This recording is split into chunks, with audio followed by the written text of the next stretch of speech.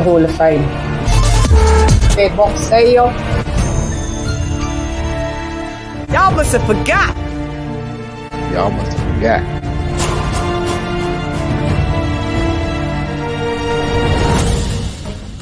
In the booties. Attention.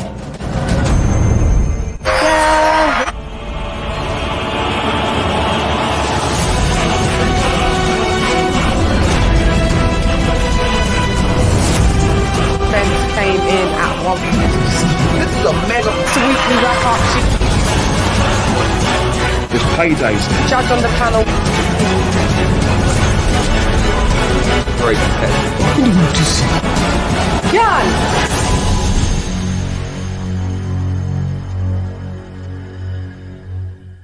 T-minus 30 seconds.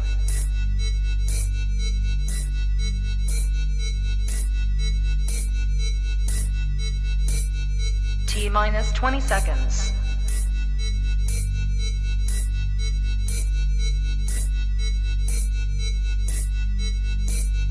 Ten, 9, 8, 7, 6, 5, 4, 3, 2, 1, 0.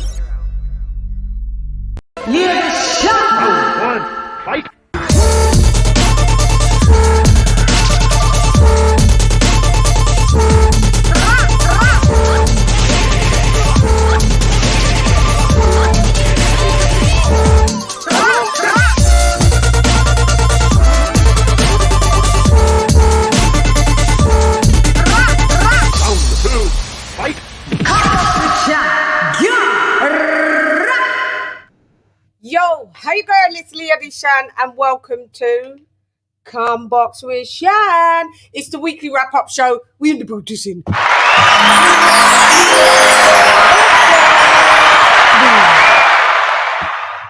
Does my mic sound nice? Chitty check 1, check 2. Does my mic sound nice? Guys, we made it. You want to see what happened just before the show? My light came crashing down. This one, all of the pieces came off it. Like it's in 1, 2, 3, 4 light pieces, and they all came. Oh, it was. But we here and we made it. We made it. It's a round of applause. Okay, let me just quickly do something. So, guys, I hope you've had a good day. And let me know what you've been doing. Let me know in the comments what you've been up to today. We're going to be talking about everything boxing. What we had, the fights at the weekend. We're going to have to talk about a little Errol Spence, where he's not too little. What we saw, I'll tell you that. You know what I mean? God. We want to touch base on definitely what could be deemed as the fight of the year contender. Is it about this? Man,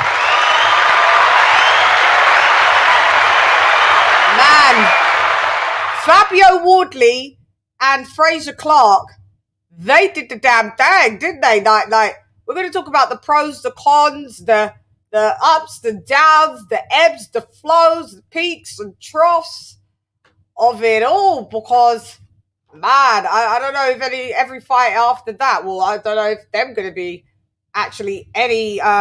If there's anything left of them, did they pick up and scrape up from the ring and take home with them?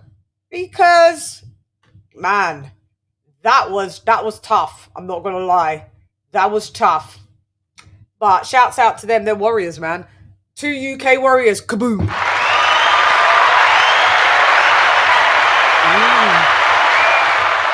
Okay, I'm reloaded. And then we're going to do the members only roll call.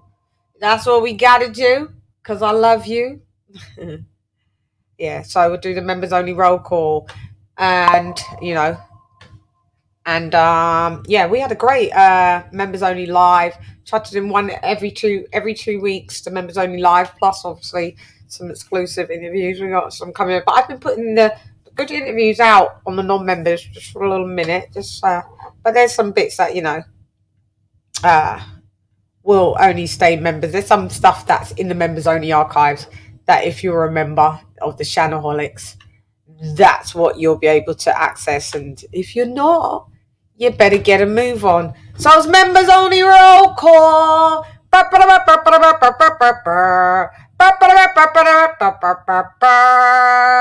Right, and we go in. Modern King Boxing in the beauty scene. Mark Niggity Nash, what up, Mark? In the beauty scene. Zara K, what up, girl? In the beauty scene. Andre Noble in the beauty scene. I need more glasses. Derek Lincoln in the beauty scene. Daniel Agnew, what up, Dan? In the beauty scene. Cooking with Senior in the beauty scene. Expect the unexpected in the beauty scene. Donald Banks DB in the beauty scene. Leon Figures in the beauty scene. Don't touch your bum in the beauty scene. Dub right side in the beauty scene. Stephen T in the beauty scene. My sister that never fails, the Queen Lisa Bales in the beauty scene. Ned's Bedford in the beauty scene. What up, girl? What up, gangster? Retro boxing and documentaries, blood boxing in the beauty scene. Con Shawnery. Sorry, Con. In the beauty scene. Harlem's finest, my sister, Art of the Left in the beauty scene. D-Style Boxing, mi hermano también in the beauty scene. AJL Day in the beauty scene. Charlo in the beauty scene. King TJ, R.I.P. in the beauty scene. Upload type el primero en el edificio. Ya te sabes. And last but not least, Dr. P, Wales's finest in the beauty scene. That's right, man. We're in the building. And I have to remind people where we are at. We are at Jack, the weekly wrap-up, sugary show. In the building. In the building. That's right, we're forever in the building.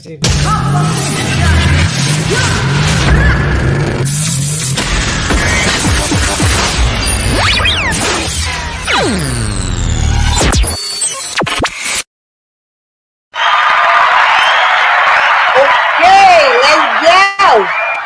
I'm introducing, introducing.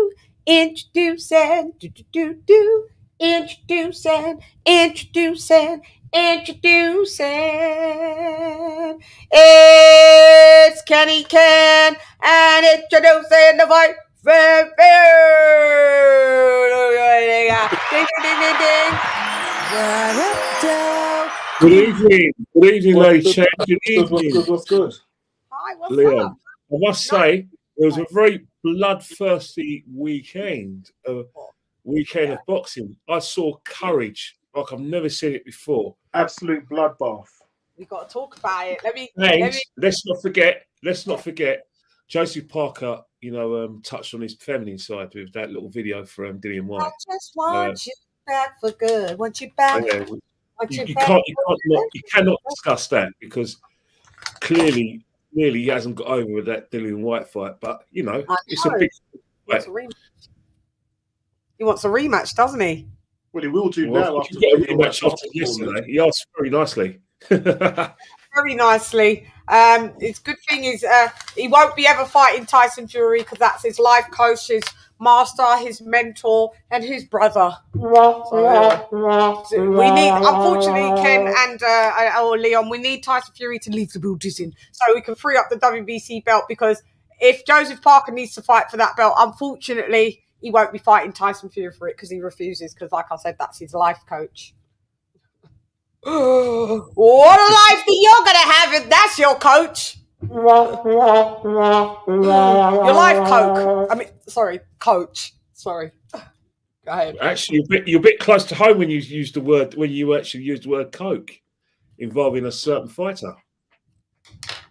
Tyson Fury, right? Are you talking about him? I'm not mentioning names. I'll leave that to you. It was the slip of the tongue. It was a Freudian slip. It just don't mind me. Your head is cut. You're really only showing this much. Can we have a little? No, I'm not.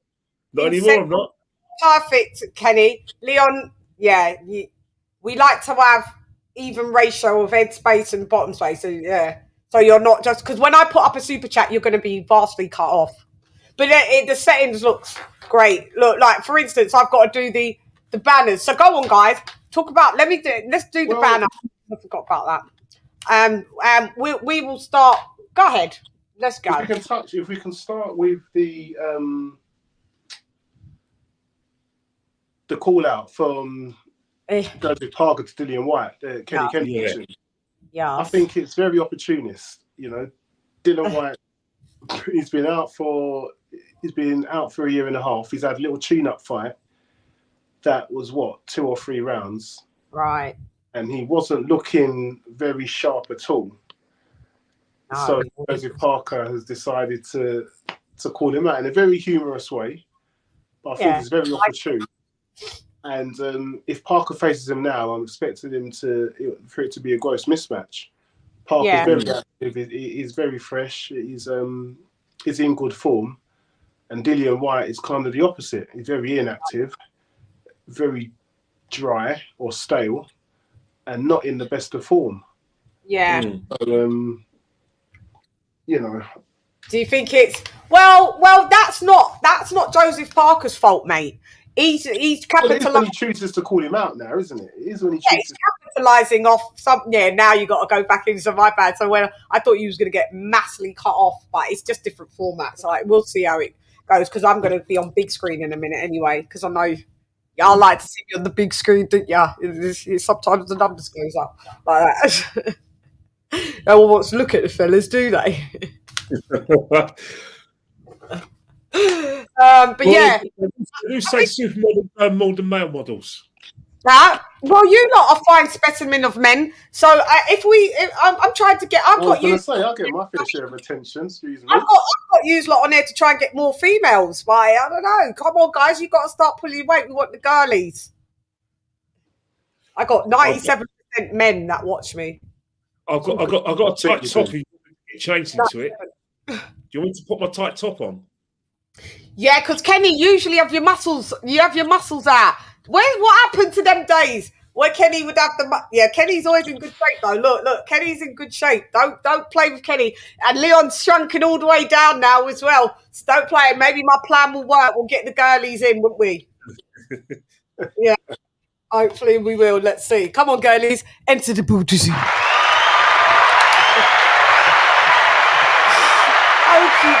Okay. So, guys, if you'd like to make a donation, it's cool. You can also, if you're my American compadres, to hit the cash app $LadyChanDundem. It's on the screen. Oh, and we can take calls if you want. Anybody that wants to take a call, let me know in the chat and we'll take calls.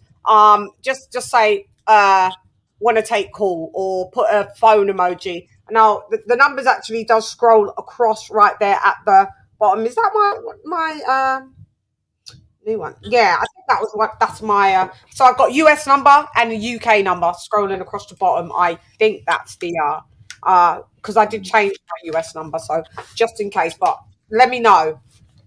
So what's the scenario? So we're gonna start with, what do you want to start with? Because I think Leon started with Dillian Whyte, the call out from Joseph Parker, because you want to go we have cards where Kenny missed the card to say his little piece on. Was there not one? No. Leon didn't get to finish what he said about. Go on then. No, I was just saying that he's picked him at a very opportune time. It's a bit of a naughty call out, but I do think it will answer a few questions, because if that fight does happen, it will have to happen in Saudi. It will happen in Saudi Arabia, because that's where Joseph Parker's fighting at the moment. Right. And that's all under the auspices of the British Boxing Board of Control. And we're not quite sure yet whether... Use lot, because you and Kenny are team Dillian Whyte. So your team's correct. The Pop Dirty team, the Pop Dirty team... You never Pop Dirty. It was misunderstanding, Shan. I keep telling you. Misunderstanding. Me and you will go back and forth in this till the cows come home, and cows. They actually, this does lead up to quite a bit, because Leon. One thing you've got to look at as well. Joseph Parker's in banging form. He's performed really well against Deontay Wilder. Recovered well against Zhang. He's got a rematch with Zhang. He's on the cusp of probably challenge for the title, but there's a bit of a conundrum. The conundrum's Joe Joyce, because we've been, only a couple of weeks ago, after Joe Joyce beat Cash Ali, they were talking about Joe Joyce fighting Dillian Whyte. And if you go to Technical Sport, Spencer Oliver and Simon Jordan, Si from Fulton, they're actually of the opinion that they think that Dillian Whyte will probably beat Joe Joyce. But if Joseph Parker wants to fight anyone else, well, if he wants to avenge it. Well, Johnny Nelson never said that. Johnny Nelson was like, if I have to go by what Dillian Whyte looks like, because Johnny Nelson was in TalkSport today covering for Simon Jordan with Spencer. He was like, on recent form, we'll have to go with one's going on an upwards trajectory and the other one looks a bit like, to be fair. But 2 weeks ago, they weren't talking about rematch with Joseph Parker. They're talking about a matchup between Joyce and Dillian Whyte. The thing about it is that Joseph Parker's well within his rights to actually call out Joe Joyce, because Joe Joyce not actually stopped him in a fight. It was something that never happened. So why don't Joseph Parker call out Joe Joyce? But in terms of a realistic point of view, he's got Zhang. That's another fight he's going to get. I think he probably could go down the Joe Joyce route, or he could fight Deontay Wilder again. But there's another conundrum as well. Dillian Whyte needs at least 2 or 3 fights before he's even ready for a Joseph Parker, and that's just that's nothing to do with being a Dillian Whyte fan. It's just, if you want to see a good fight and you want to pay your money for it, at least give Dillian Whyte at least a year to get back into the tune of things. Joseph Parker can go along his merry way, and then I think that's a fight that would sell. At the moment, I think the same except for Joe Joyce, Kenny. I think he needs the same time, because they looked about definitely in their last fights. Joe Joyce's performance against Cash Ali wasn't anything to write home about either. No, it wasn't. So they're both, So I think rather than Parker being in the zone, I think Joyce and Dillian Whyte should fight each other. I think that would be more of an even matchup. Yeah, but I think Dillian, for me, I think Dillian is going to need I'll ask Dillian to at least have 1 or 2 fights before he fights Joe Joyce, because although Joe Joyce is coming off the back of 2 defeats and a performance against Cash Ali, where only he knows why he went in there at 20 stone. Only he knows that. You're never going to a fight overweight, especially if you're looking to fight for the full 10 rounds or 12 rounds. Well, they do more 10 rounds now these days. And don't be surprised if championship fights get reduced to 10 rounds. That's coming. Just like back in the day when I was a kid, it was 15 rounds, it's 12 rounds. I think we're coming down to 10 rounds. I don't know if any of you guys will agree with me, but that's probably another discussion. But make it that thingy. No, I'll be outside the Houses of Parliament on that one. At the moment, how many 12 round fights have we seen recently in the last few weeks? I see more 10 round fights than I see 12 round fights. I just think that's where we're going to go now. And then there'll be date for it. Nah, we can't. I don't want that. I never wanted us to go from 15 rounds to 12 rounds. I was brought up on 15 rounds, but so I always, I think that's. I don't know. Maybe I'm not always right, and I hope I'm wrong on this one. But me too. The way it's going, I just don't see it. I do think we've been robbed, because when I look back at the fights from the old 15 rounders, we do miss out on them. They always call like a second wind when they look like they're doing their feet, and then some adrenaline kicks in or something. That was where it was a bit. Yeah, but medically, that's where I do agree. That's a bit much for now, especially with there's certain people getting blows in their heads. We just don't need 15 rounds. 12 rounds is suffice. It's an even number as well. 15 rounds was an odd number. And it put people into disarray and all that. Just keep it. Maybe what we could have a bonus round if the judges looked on the card and the fighter was 6'6". They had them 6-6 going for a draw to stop these majority draws or split draws or whatever. We could penalty shootout. A penalty shootout in boxing. Round 13, huh? A penalty shootout in boxing. You got penalties. Just one more round. That's all you got to go for. If the judges see, because they can all see, okay, we look like we're going to be going for a draw. You going for looks like it's going to be a majority draw, split draw, draw. Let's just throw out the bonus round. We're going to do bonus round, and it's just one more round. That will be definitive. When you mention that, I'm trying to think how that would have worked. In the last fight we had, the Wardley Clarke fight, if announced a split draw, all the judges leave the ring, all the entourage, and they go one round, and then we you don't leave the ring. No, because everyone comes in. Who's going to judge it, though? Who's going to judge it, though? You need a judge, don't you? Announce the result. Or leave it to referee. No. Who's going to the judges? The referee could do it. The referee could do it, though. Back in the day, the judges just have one more round to judge, just more bonus round to judge. They can't surely not all pick. Well, yeah, take it out of their hands and let's just go with the referee. Do you remember back in the 70s, though? Do you remember back in the 70s? Referees used to referees used to, so you could give it to ref. But you know one thing, playing devil's advocate, when you're talking about the safety concerns for the 15 rounders being reduced to 12 rounds. Well, we saw 2 12-round fights where both of them were basically spitting blood. Now, from a safety concern, over 12 rounds, that's dangerous. Yeah. That was very dangerous. This is what I'm saying. But then when you get fights like this, come to do what I do best, that's a sight to get the fans what they want to see, At the end of the day, no one wants to see a 12-round fight. It's a whole bunch of heavyweights up here, and we're the hard hitters. And at the end of the day, people have things to do. Hate it. Yeah, I know. Sometimes we don't want to see 12 rounds.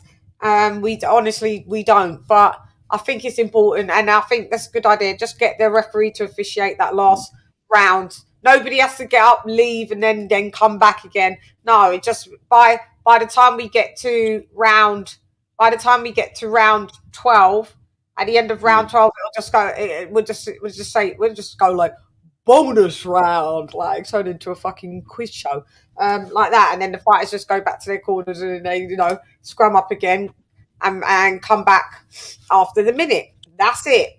I think that's the way we've got to go. Let me just do this super chat. Shouts out to King Ron, the Marine Don. Let's go. Where are you?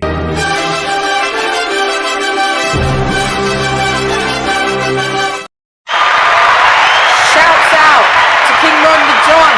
We're dropping that $2 on you, girl. Shouts out to King Ron the Don. Shout out to Lady Chan, USA, to the UK. Thank you very much, King Ron the Don.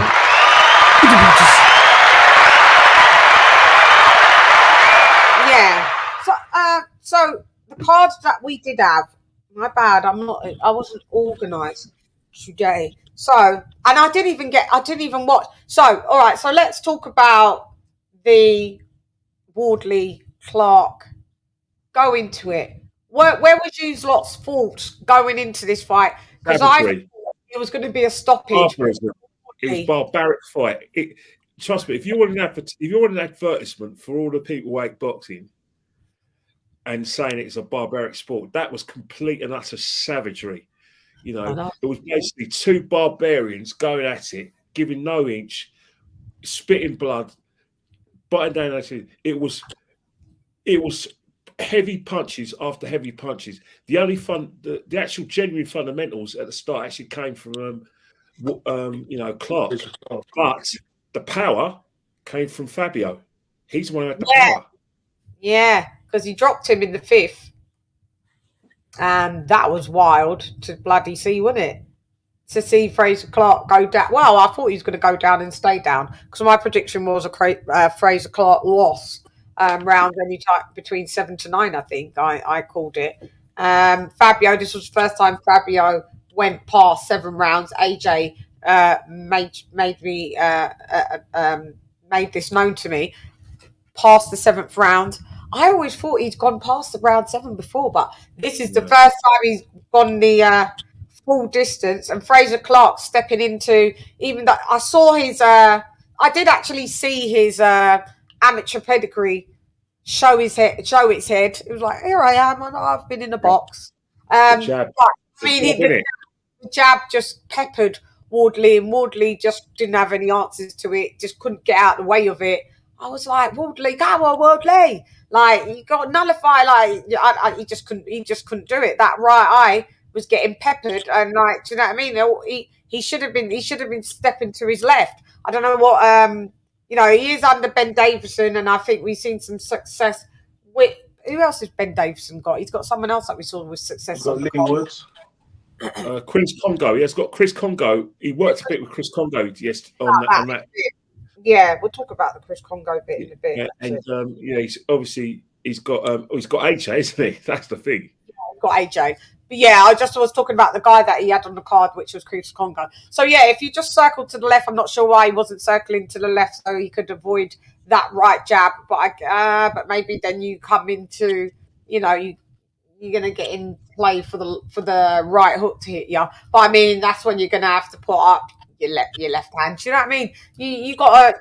I know he's. I love Fabio, lovely guy, and he's done amazing. And I think this was the kind of the white collar of him was shown, because he didn't know how to kind of nullify that jab, and he didn't know how to just maybe circle to the left and maybe just take a few steps back, take a breather, and then reset and then come back in, and do you know what I mean? And then demolish.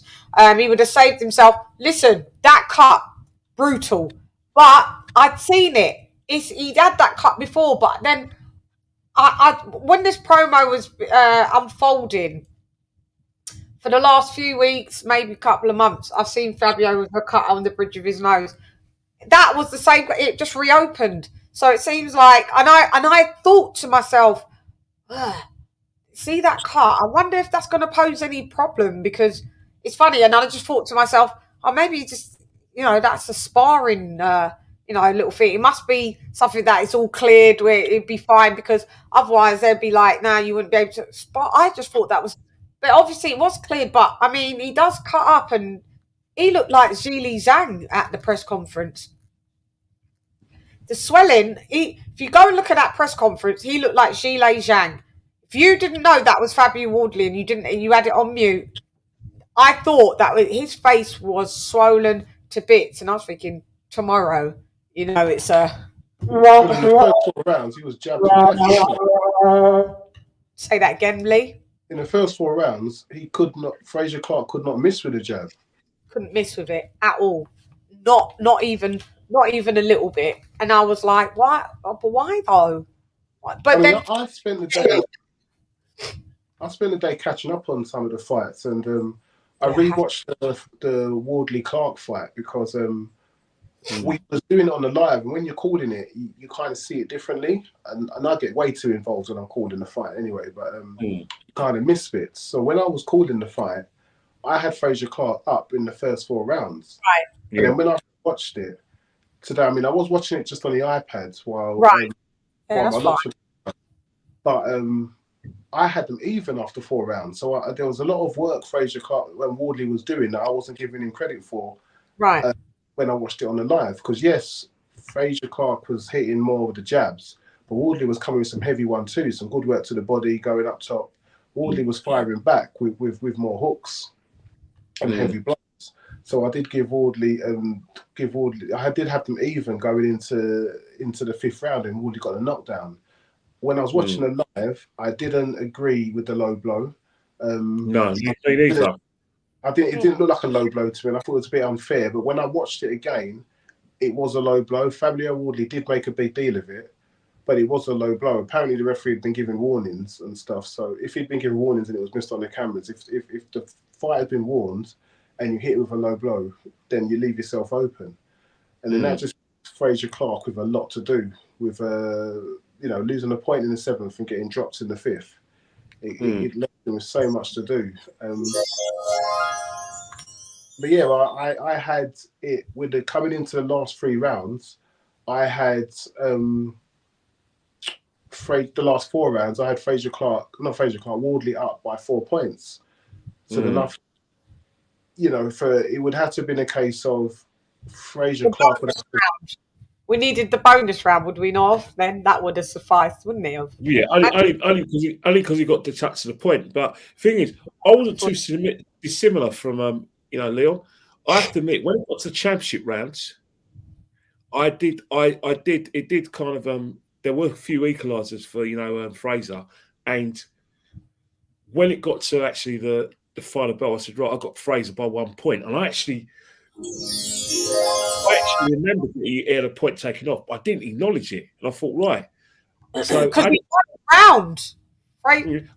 I actually won that round that you got dropped in. Yeah, because did you see towards the there's the 11th round, I think it was the 10th round, I think where Wardley caught him and then he held on, but there was a period in the 11th and 12th rounds where I thought he's going to go now, and that was Wardley I was thinking. But one thing I say about Fraser Clarke, it's not a criticism because everything he did was right. But when you're in that situation where the guy's tired, his hands are low, one thing I would say about Wardley was clever enough to not let him get clean shots. Even getting clean shots. One thing I would say is that I did worry about, as Fraser Clarke got finishing power at this level. Yeah. I had to question that, especially in those championships when the guy £80 or something, £270. Yeah. But well, I don't think the finishing power, but the punching power as well. Because I was thinking, hang on here, can you imagine an Anthony Joshua if he was fighting like like Fabio Wardley? Yeah, that he's on the floor, isn't he? He's on the floor. As much as you say Dillian Whyte doesn't have the fundamentals, he's still got the power to finish him off. And I think a Joseph Parker would have done him. A Joe Joyce 100% would have done him, and I think Dillian would have done him. So I think that's where Clarke has to look at it and think, you know what? Despite the fact I'm upset that it's a draw, could I have done more to actually get that 10-8 rounds in championship rounds in the 11th, 12th? If he gets a 10-8 round in one of those rounds, he wins the fight. That's where he's sometimes either get a knockdown or a knockout because the guy's hands are low and he's running an empty. Doesn't matter how brave he is and where he's got movement. He's easy to hit, and you've got to get that knockdown low. And that's where he should kick himself rather than look at the judges and think, yeah, I got done over here and the point deducted.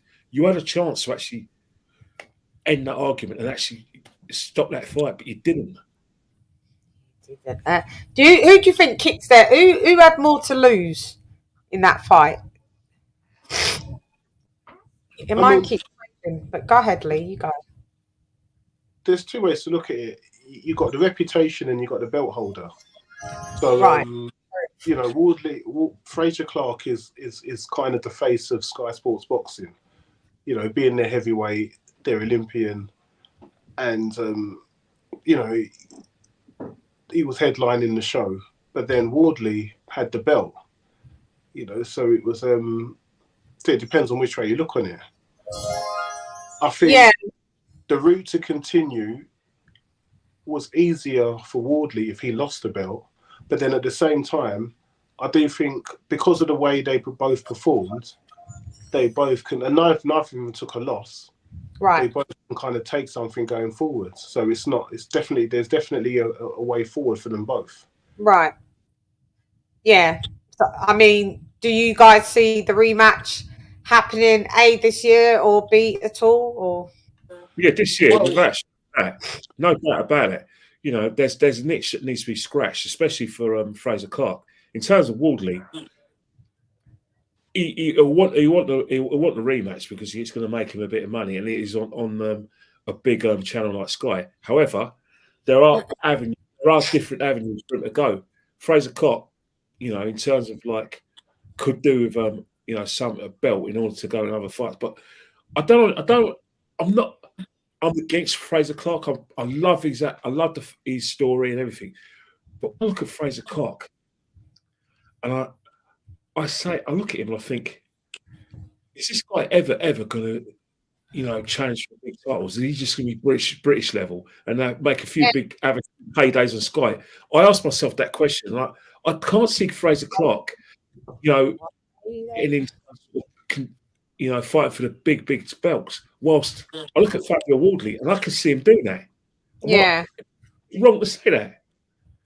But don't you think that these kind of fights that you have on the way up are what experience you can draw on when you get into the major fights in a couple of years? Because remember, is Fury going to be there in a couple of years? Is Usyk going to be there in a couple of years? I think the landscape can change. I think they've got 4 fights. I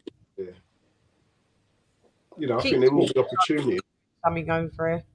Keep going. Sorry, just doing something. I think there will be opportunities there for heavyweights in 3 or 4 years. It's who's going to be about. Joseph Parker will be about because he's younger than we think. He's 31, 32, isn't he? He's 31. So Joshua might still be about. Joshua will be the only one that's lastly just by the straight. I think he can because he can himself in good shape. Anthony Joshua's only a year younger than Tyson Fury. But he's himself in good shape. Tyson Fury's 35. Dillian Whyte's 36. Joshua's 34. Joshua's turned 34. I'm not sure when Joshua looks after himself the most. When you think of Dillian Whyte and Tyson Fury. Usyk's 37. Joyce Wilder 38. Derek Chisora 39.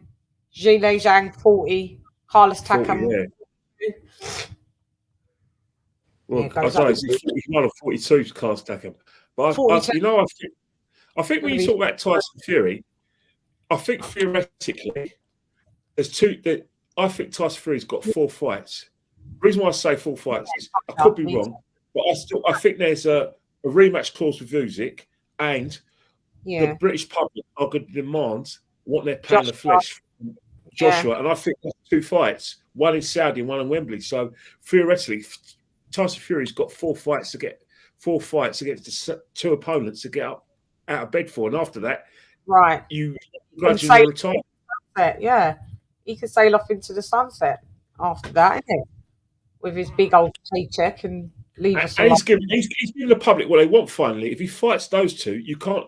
The public, although they're going to be a bit pissed off that we didn't get earlier, he has fought everyone within his era. Because let's face it, the fights you're interested in are Joshua and Usyk. They're the 2 itches that the British public demand that he scratches.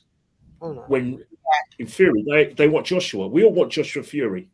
We'd be lying to ourselves if we don't want it. We don't care if it's for a belt or not. We want to see it. Yeah, that's what I said that to Gareth last week. He came on the show last week, Kenny, and I said, regardless of the outcome of Usyk and him, even if just say for shits and giggles that he loses to Usyk twice, we still want to see who's the best out of the Brits, out of him and Joshua. It's still a big fight.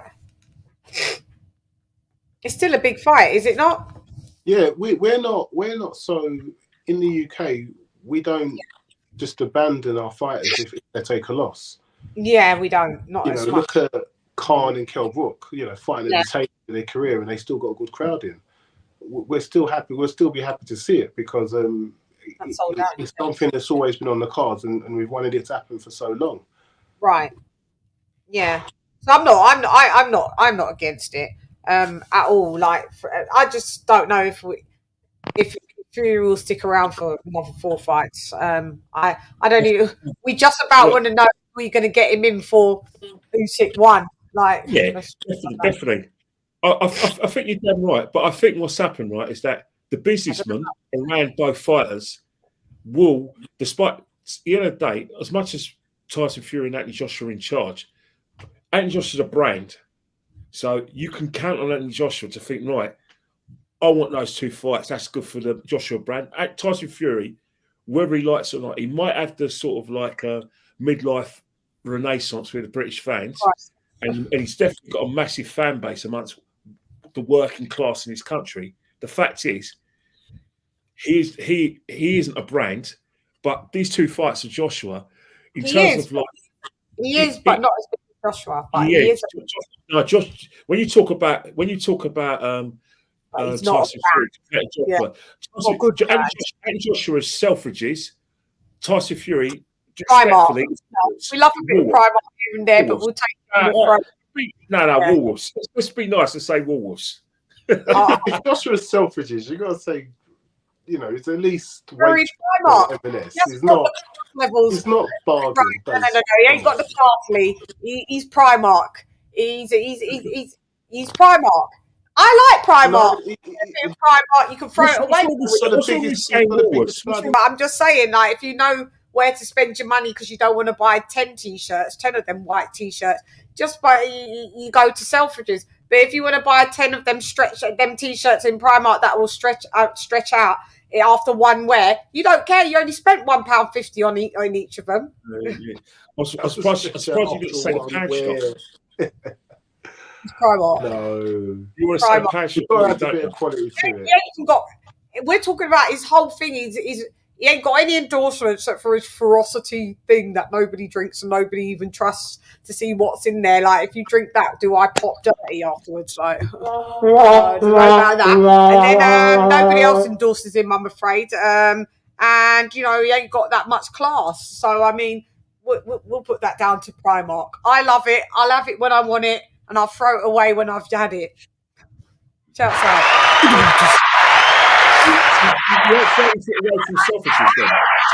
It's kind of like what I do with men. So you don't throw away things from Selfridges then? What about from Selfridges? Do you give anything away from Selfridges?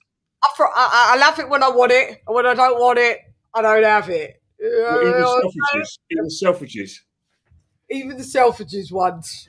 They just last a little longer. They don't last too long, but just a little longer. Anyway, enough about my love life. Let's just keep this. Let's keep this on moving. I'm sweating. Hang on.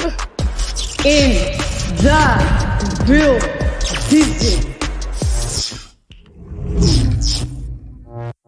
In the building.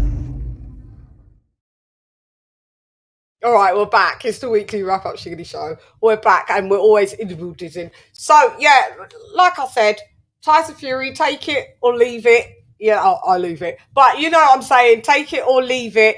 It is what it is. He is still a brand, like I said. Most of the top echelon boxers should be brands anyway. But like what you were saying, Kenny, are you trying to say that Joshua's more of a reliable brand? Look, I'm not funny. All of us have beat a Joshua fight, or we beat a Fury fight. Oh, sorry. One thing. When you go to a Joshua fight, especially when he's fighting for a world title, yeah, you know what? It's like, I don't know what it's like. It's like going to a film premiere.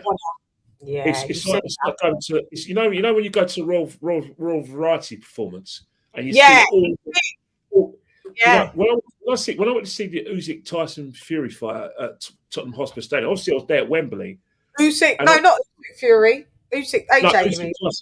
Usyk AJ, right? When I saw them at Tottenham Hotspur Stadium, obviously I actually forgot what an Andy Joshua fight was about because obviously we had lockdown and we just come out of lockdown. But we were at the Tottenham Hotspur Stadium. The amount of A-list celebrities, A-list sportsmen I saw at the fight, so an Andy Joshua fight, trust me, you name me a footballer and he was there. You name me a celebrity, an actor, he was there. Name me a British Hollywood star, he was there. Trust me, everyone that you thought was there. And anyone you didn't think would be was there. Plus more. Yeah. Trust me, trust me, Leon, it was like the night of 100 stars. That is a brand. Now I went to Tyson Fury. Let's go, baby! Let's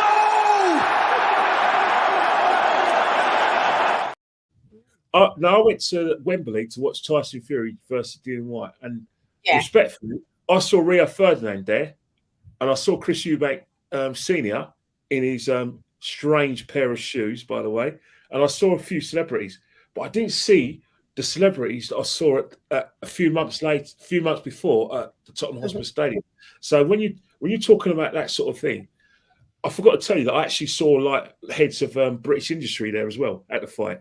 No, I didn't see them at Tyson Fury. He was on telly on that. When I talk about Tyson Fury being Selfridges and Anthony Joshua being Selfridges and Tyson Fury being Woolworths, it's not being arrogant or horrible, because I'm a massive Tyson Fury fan, as you well know. But it's what the eye test says, that if Anthony Joshua and Tyson Fury to fight, Anthony Joshua brings more sponsorship to the event than Tyson Fury. Yeah, for sure. I mean, yeah, and that's just not being biased. That's just a fact, isn't it? At the end of the day, that's what he does. Yeah, go ahead, Leon. Jump off on that. Yes, I mean, you beg to differ. You think Tyson Fury is a better brand? No. What I said was I wouldn't call him Primark or Woolworths. I said, it's got to be more Waitrose or M&S. That's what I said. Still not as good as Waitrose or M&S. Not so much. Marks and Spencer's Tyson Fury. He's Iceland. Stop it. Even his drink. Yes, he is. Where his drink, even the Ferocity drink, is only in Iceland where you can buy it. The analogy we're talking about. If Joshua, what did you say Joshua was? What I'm saying is, he ain't got a brand enough that like Waitrose will go, oh, let's stock your Ferocity. We'll have Red Bull and we'll have Purdy's and we'll have Ferocity. No, his brand's not like that.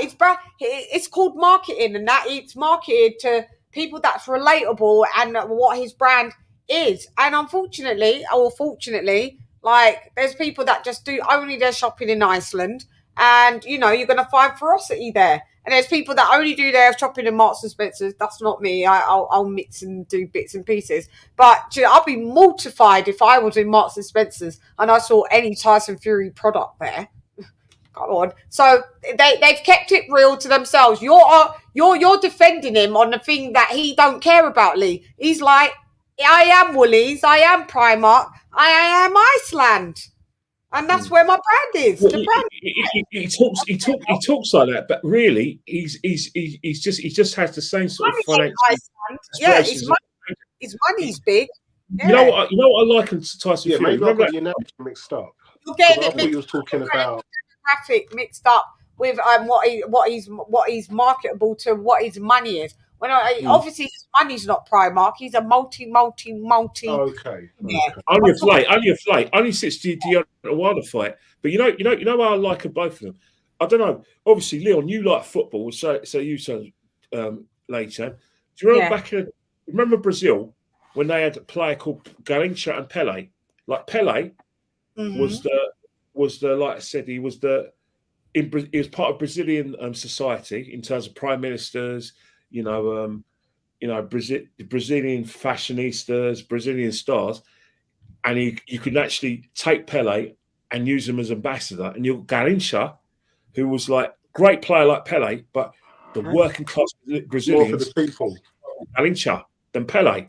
And I think Anthony Joshua's Pele and Tyson Fury's Garcia. Or do you think it's more Tyson Fury more appeals to the classic working class, heavy drinking? Yes, 100%. Garcia. He's Garcia. There you go. Guys, if anybody wants to call in as well throughout the show, US number is 917-410-8091 and the UK number is 07939530676, which is on there. Yeah. Sorry, I forgot to call that out, but I used to always have calling shows. I forget sometimes I can take the call, but yeah. Leon, Tyson Fury is basically, he always likes to see himself as the man of the people. I don't want titles. I'm the people's champion. And he actually feels company on his skin, and he is, in essence, a working class hero. And get the fuck out of here, man. It's my night. Well, I was waiting for Shan's reaction to that. I knew you were going to say it, but you think about, look at his fan base though. No, realistically, both look at his fan base at his fights. Look at the fan base on social media. You can tell an Anthony Joshua fan from a Tyson Fury fan. The thing is, you're not going to get. Let him finish. Lee,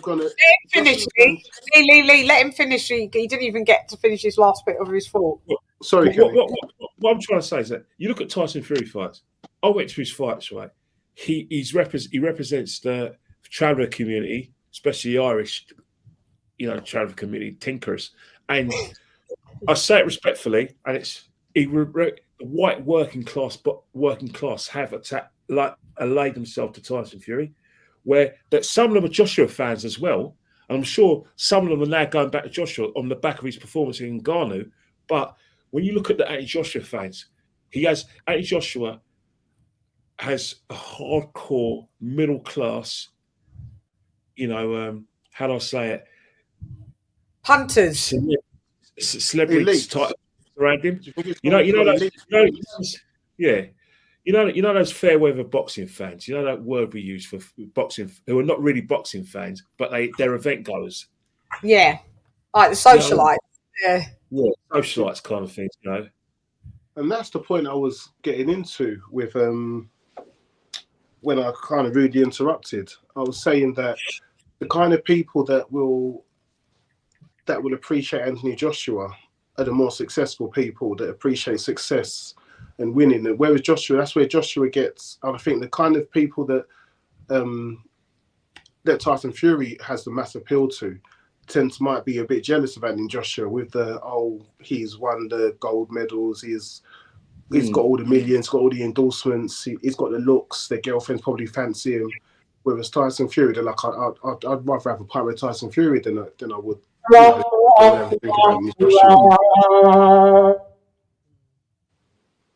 Yeah, sorry, I was just adding to what Tyson Fury's looks. Yeah, true.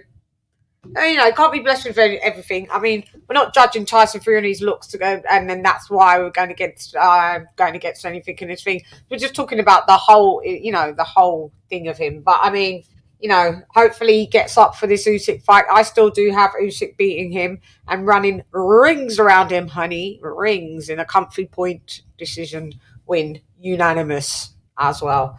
Yeah, I think we're going to get a better Tyson Fury. We clip this for future reference, what you just said. We would clip it for future reference. Yeah, of course. On the 19th of May or 20th of May, we've got to bring this clip back. Yeah. We might have to come back on the Sunday instead of the Monday, just quick, straight the next day, Ken. Yeah, because I'm expecting Fury to pull it off, to be honest. I think You're he's out of the bag.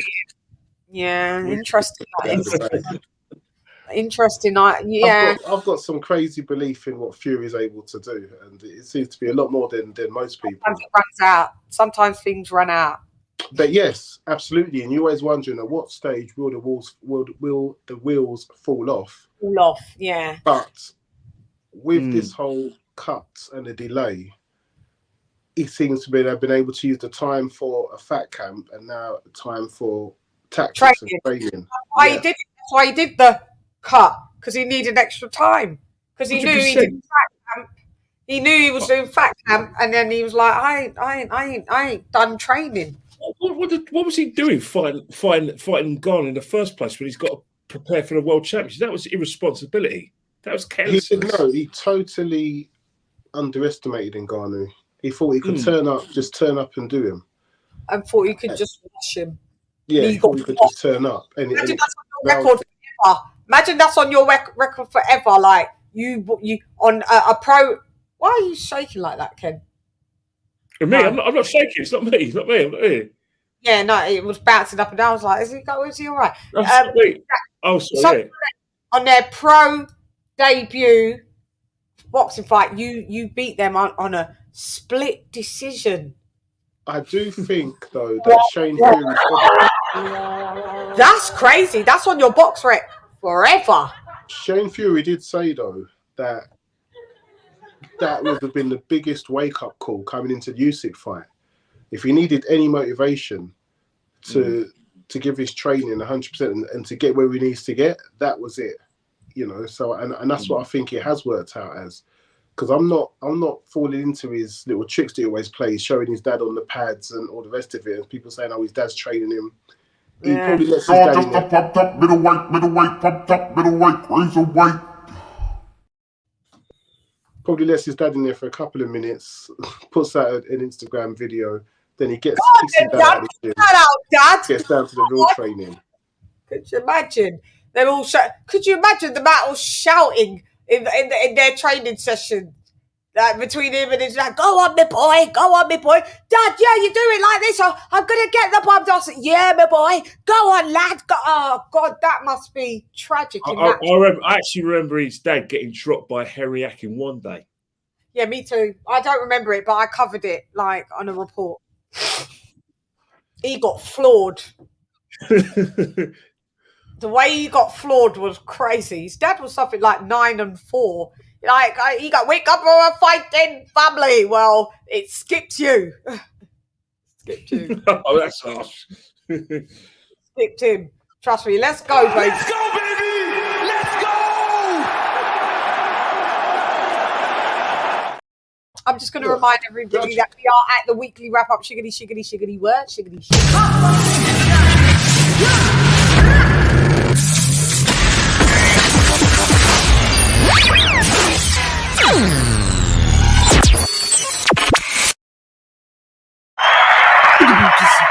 If I'm pressed, I have to say, judging off the last performances, if Joshua and Fury were to fight, Joshua would knock him out. But that could all change if Fury pulls out something amazing against Usyk. Well, but I mean, remember when we called the Joshua and Ngannou fight? Remember what your reaction was at the last knockout? You said Joshua shut the show down. This really makes Fury look like a mug. It is. I don't know why Fury was sitting there. I don't know why he was sitting there. Joshua was not going to take him lightly like Fury did. All that was going to happen, he was just hoping, which what I thought, that Joshua would get dropped. He was hoping something like that would happen, but he shouldn't have turned up, because I said he looked like that person that's in line for winning an Oscar and somebody else wins it, and you have to do that fake clap and pretend you're happy for somebody. I just didn't understand why he turned up there. He should have just kept away and kept training, because Joseph fighting on that build. Joseph was fighting on that build, though, Leon. Yeah, but he's got Undisputed to fight for, and he's going to go and watch. He's fighting somebody. He's watching the guy that he just fought fight against his British rival. You know, the odds were Joshua. You know, as he said, that's what a boxer's supposed to do. The odds were Joshua was going to win. As much as I said, you know, I saw Joshua getting dropped. I thought he would get hit, and you know, and Ngannou had the power. I did expect Joshua to knock him out. So I don't know why he just. It wasn't a good PR decision for him to turn up. He just kept away from it, left him to it, and carried on training. And he could have put out your bum dossa videos afterwards. Because everything he said at the event, oh, that's what you're supposed to do. He could have done that on his phone from training and made the same kind of comments. Yeah. Don't they have, Dr. P says, don't they have a rematch clause? Fury and Usyk do have a rematch clause. I mean, we can just about get him. This will be the 5th attempt getting into the ring with Usyk when it comes May 18th. So this will be the 5th attempt. I'm just about want to get him in the first time, Dr. P. I don't know how he's going to be to get him in twice, to be honest. Question I need to ask you both. If Tyson Fury loses to Usyk, do you expect Tyson Fury to retire from boxing? No, because the Joshua fight's still there. Right. He may it's 50-50. He may say, I don't give a fuck about the Joshua fight. But if he loses, no, actually, let me rewind. I think if he loses, he takes the Joshua fight, because that puts more pressure on him to know now, okay, well, Joshua did lose to him now, like I have. So now I need to know if I'm better than Joshua. He could still just be like, fuck it, I don't care. But I believe that if Fury beats Usyk convincingly in the first fight, he'll be like, well, yeah, but I'm not. I told you're just a middleweight, pumped up cruiserweight, middleweight. I've got another question after when you finish. I've got another question for you, for Leon. I've got a question for Leon. He just said he beat the bodybuilder, so I beat you, so I ain't even fighting Joshua, and I don't need to fight you again. Vacate. See you later. Leon, I've got a question for you. Go ahead, Kenny. Because you mentioned about Tyson Fury pulling it off against Usyk. Is there a Klitschko performance in Tyson Fury? Because if you look at the Tyson Fury since he's come back from his enforced rest Tyson Fury, I haven't seen an Usyk like, a Klitschko like performance in terms of like using the fundamentals. He only did that in the first Wilder fight, but since then he has been the sort of fighter that sits on top of you, goes behind a jab, and then goes to use his size to neutralise you, then knock you out. I don't. Has he got that in him? Performance was 9 years ago. Yeah. So, I mean, plus he's abused his body. Yeah. Plus he's abused his body. Like we ain't heard it. We ain't heard the end of that since that fight. If you notice, like Joshua barely mentions the Klitschko fight. You know, he had it. Yeah, we do. You know, Klitschko. Don't you think he's going to need a Klitschko-like performance to beat Usyk, though? Is he going to need that Klitschko-like performance to beat Usyk? No. Listen. Sorry, I'm going to let you lads get back to it. Salute. Sorry, that's supposed to say to the chat. My bad, TI. That makes you know when a fighter hasn't fought anybody. That the only fight they can bang on about was in 2015. Listen, if that's the only fight that you could talk about since 2015, that's sad. Joshua fought him in 2017, and he's kept on going. He's cleared at that stage. He cleared out the division, and then there's people between his amateur career and his pro career. You know the remaining heavyweights that are in the heavyweight division right now. Anthony Joshua's faced nearly all of them, and bar Usyk. But he beat Joe Joyce. He stopped him in one round. He beat Joseph Parker in real, first one to put him on his bum, and went to a points decision. Beat Charles Parker. I didn't think he dropped Parker. No, he didn't drop Parker. He actually won. He actually on his Dillian dropped him. My bad. Take that back. That's the first time Parker got dropped, you know. Yeah, Dillian dropped him. Yeah. Dillian dropped him. Yeah. So Anthony Joshua went the distance. Dillian dropped him. So Parker, you got to love his second or third wind, because do you know what I mean? And then all right. So we had Charles Martin. We had also Anthony Joshua beat Philip Bergovich.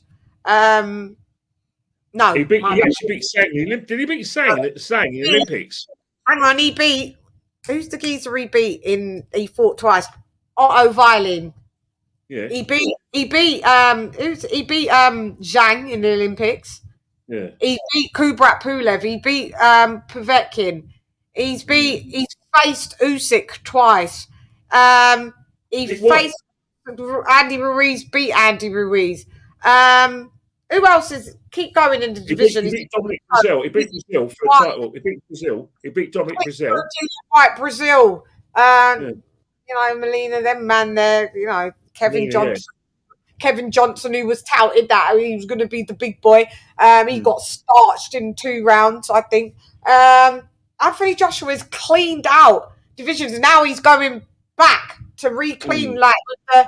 Do you know what I mean? The reason I think this is everything that I'm saying is stats, facts, and data, and I know a lot of people don't like the stats, facts, and data, but this is what it is. I have opinions just like anyone else. You got opinions, but unlike what you're doing is I bring facts, data, statistics, things you can go look up yourself. Hey, is that the late great Kevin Samuels? Kevin Samuels, shouts out to him.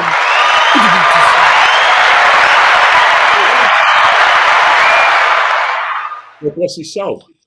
Yeah, for real, R.I.P. to him.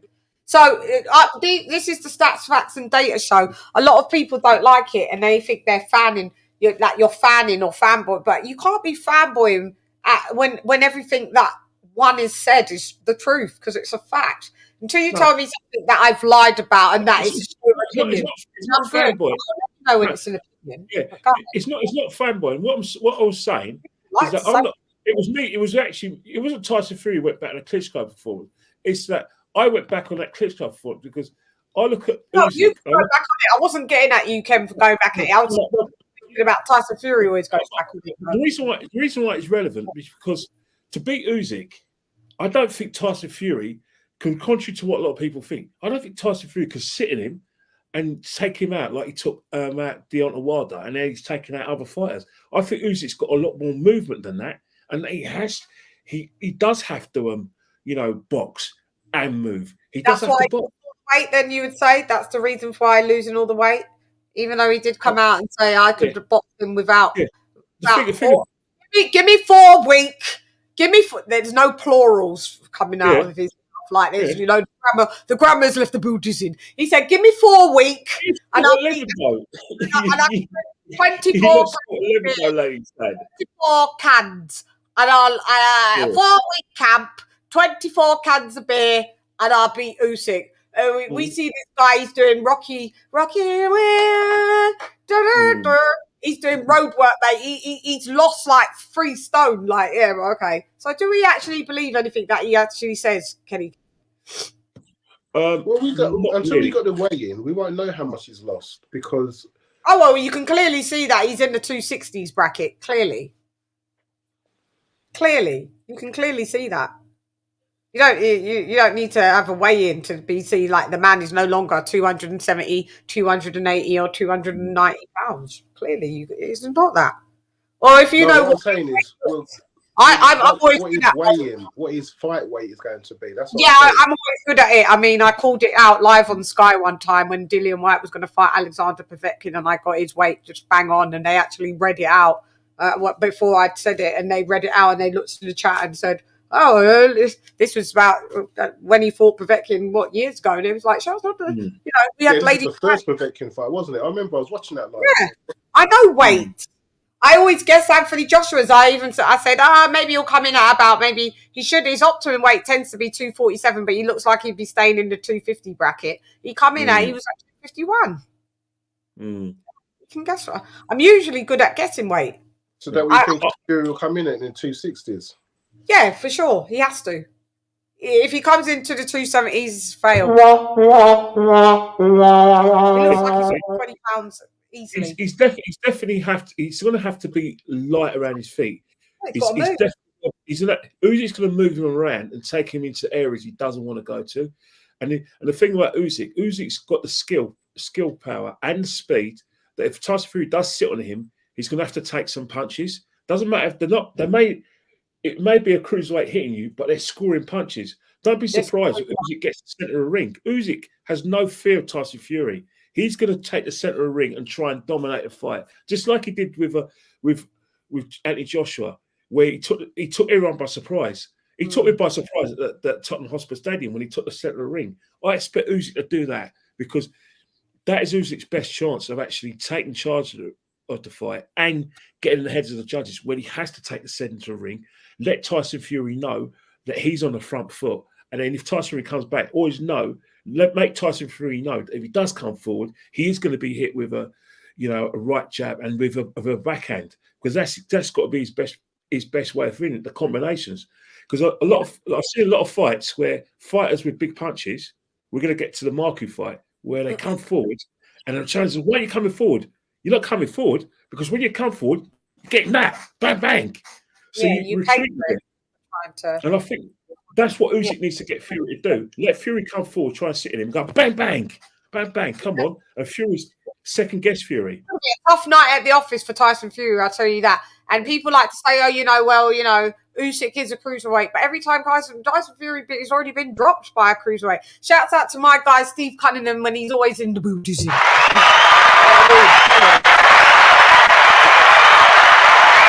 nothing new. Tyson Fury. Have we got they're all smaller lads. He's been dropped by a smaller. He's been dropped a hell of a lot of times, guys, by lots of different fighters. He's really. Huh? Have we got to factor in Usyk's age and whether he's on a decline, whether he can age quickly? Because he had a very long, hard amateur career, and he done the cruiserweights the hard way. He hasn't had wars though. He hasn't had multitudes of wars and been battered. The most I've seen because he doesn't get hit. That's the thing. It's very difficult to hit clean. Well, the first Joshua fight, his face was torn off and he couldn't spar 4 months because his face was in the Josh's hit is an animal. His punches are savage. He's got power. So yeah, his powers. He's a 90% knockout ratio. Anybody want to test so me? saying this then, Shan, saying this, if Fury beats Usyk, from all what you've just said, you will have to give Fury some major flowers for pulling it off. Oh yeah, oh yeah, of course. Of course, you have to give credit where credit's due. I'm always like that though. Even if I don't fancy you as a fighter, I'm still going to report the facts, stats, and data. I'm still going to be like, yeah, Fury done a damn thing.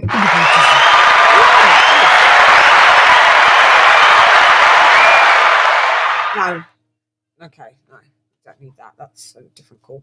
Yeah, I will definitely give him his props for sure if he wins. If he wins, and if he wins in great fashion as well. Oh my god, yeah. I'm a boxing channel, so I keep it fair, and I will definitely have to report that as and if it happens, but I don't think it does. But we'll see. Test your might. Test your luck.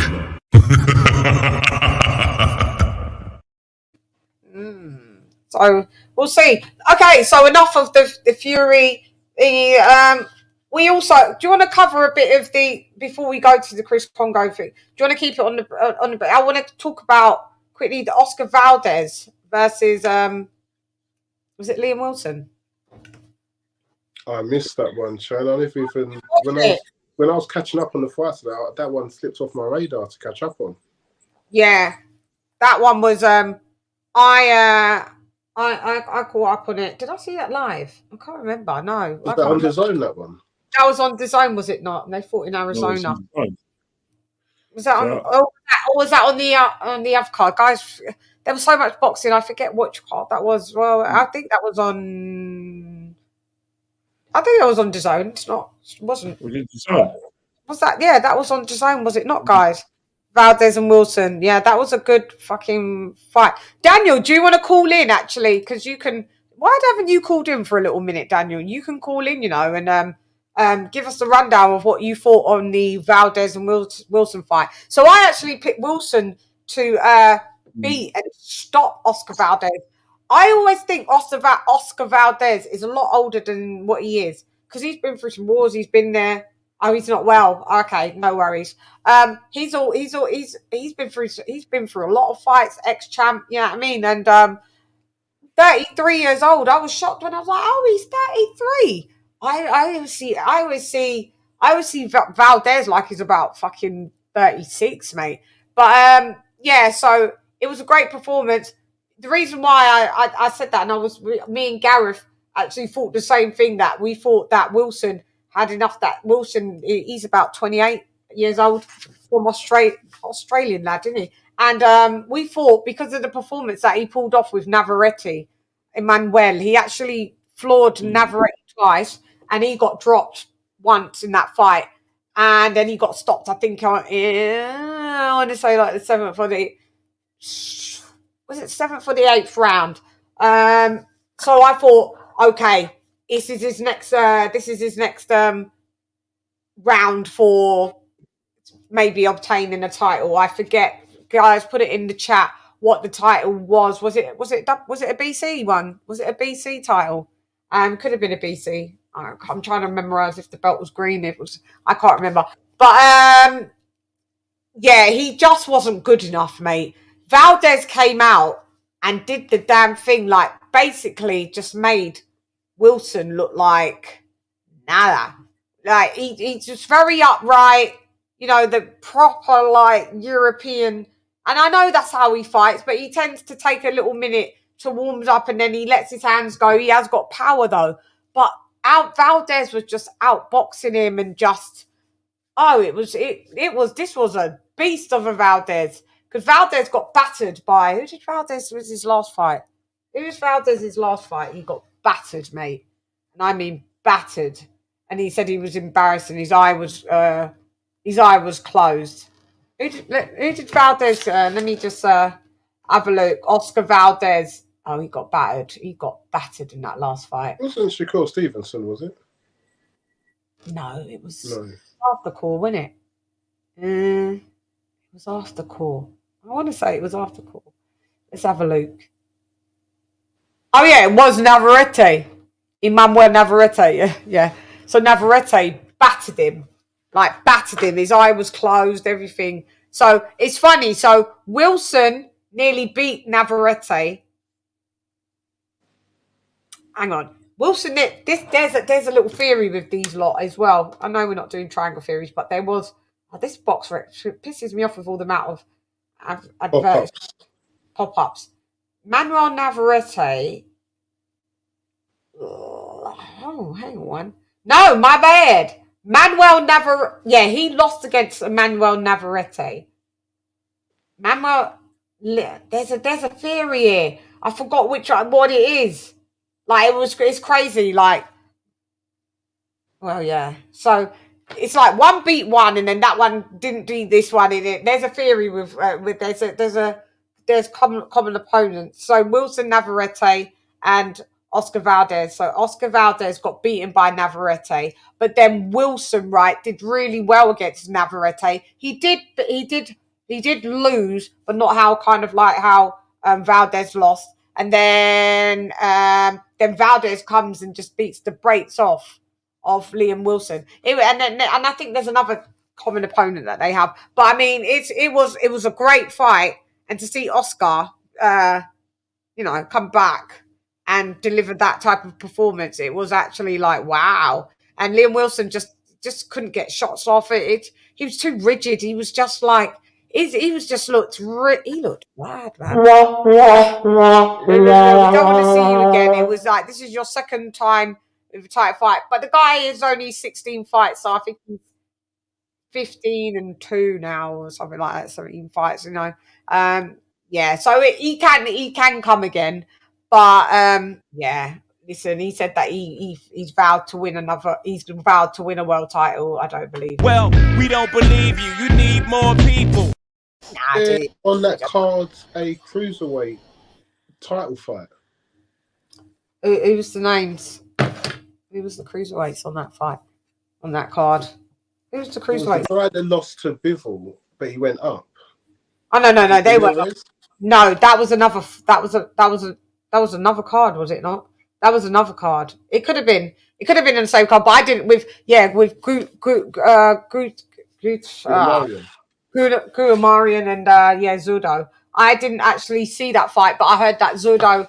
There was so much. There's so many fights. I heard Zudo pulled out the win on that one. I'm not sure if there was a knockout, not that. I think it was that one was just on points. Hang on. Sorry.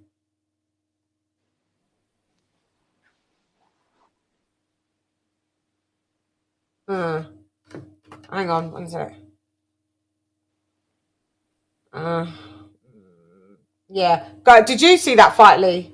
No, I'm gutted because because I didn't buy the PBC fight. I didn't think it was a pay-per-view worthy fight, so I voted with my feet. So I was catching the ones I could on YouTube that was available, but I actually have the zone, so I could have caught up on those fights quite easily, And if I'd remembered that the bloody card was on, I would have actually, I had time today. I would have been watching them. I wanted to, catch up on all the boxing to be able to talk about them all. But I completely missed the zone cards. I completely missed it. Yeah. But to be fair, the PBC card gave us some good bouts. To be honest, he gave us some really good bouts. Yeah. Ditto for me. Ditto for me is obviously the boxer event was in my face, but I think what got me into the PBC fight and made me miss the zone. I don't have the zone, but the PBC fight, I think we spoke about it last time in the show, not last week, the week before, about Keith Thurman pulling out and Fundora taking his place. So I thought, right, this has got some meat in the bones. So that was the fight that caught my eye. And obviously there was another fight. Was it Rowley fought as well? Oh God! Yeah, let's move on to that. Then we can just. There's so much boxing. Rolly Romero, come on, dude. What did I say in the group? I had kept having this little niggling feeling, and I said on Twitter, I've got a feeling that maybe Rolly might beat Cruz. Like I just kept having. I was like, what if he actually does? He can't. I didn't predict it, but I just kept having this kind of like this kind of Twilight Zone moment. You know, and we had Ryan Garcia flooding the timeline of Twitter with his craziness. I'm just like, boy, bye, leave us alone. Yeah, but go ahead, Rolly Romero. Who saw it? I saw it, and I think I put a message in the group saying that Cruz must have done about 5 or 6% jabs, and the rest was all hooks. He just went. Yeah. He just went to punish. Another jab. Now let me ask you guys this question: at what level do you put? Because I was saying this to you guys in the group days ago. What level do you put Usyk Cruz as? Like, so we've got, you know, if you level A, you know, that top echelon, just say you've got elite A star, A plus, right? And then you can have an A minus, but that you're in the A bracket. Then you've got the B bracket. Then you've got C, D, and let's bring it down to, we'll cap it at F, like, or E. We'll cap it at E. Let's just go to E. What level would you put Rolly Romero? I mean, Usyk. First, we'll do Usyk Cruz. Ken. Usyk Cruz. What level of? Because remember, he's now at 140 pounds. And he's a world champion. What level of fighter is for you? Well, he's definitely not elite. He's no one by the way, I just want to hear what you think. I don't rate him. I don't rate him amongst the elite fighters in that division. No. I'd say C plus. I feel like I'm being really harsh, but he beat Rolly Romero for crying out loud. Yeah. I'm saying C plus. C plus pressure fighter. Yeah, I think I agree. I was going to give him. I was going to say C plus or B. That's the best I can give him. I'm with Leon. He's not even a C plus. To me, he's just a solid C. C level pressure fighter. C level pressure fighter. Now going to the 140 division. And remember, we had you wasn't on the group call, Lee. We had a group call a few days back. It's funny, you know, because when I see it reported, I'm like, I wonder if there's anyone in the group that then, because I see the same stuff. That's exact. Well, maybe it's just great. My minds think alike. Because what I said in the group ended up in a commentary. Loved the commentary, but it was strange because I'd said the same. But maybe it's just great minds think alike, or it's just it's easy to think like that when it comes to that. So what I'm saying is, this guy is 5'3", 5'3", and he's gone up to the 140-pound division. You know, to get a belt. Cool, you got the WBA. Cool. You're not going to beat a Subriel Matias. You're not going to beat a Teofimo Lopez, and you're not going to beat a Devon. And you were as a duck anyway when you were supposed to fight Shakur, and you said he's a boring fighter. He's a horrible fighter. Yeah, you tried to Canelo one or not. He's only there for the Tank Davis to be fed to Tank Davis for him to get a full belt at 140. That's the only reason he's there. Yeah. So he can be like 2 divisions. He's not fighting any of them. You know, how they was able to avoid the Ahara Davis fight and make him fight was it Romero? Not Romero. And to make you know, how they was able to skip Ahara Davies from getting their hands on him on Romero. That was some trickery from the PBC. Yeah, it was the whole Barroso. Barroso. That was some trickery.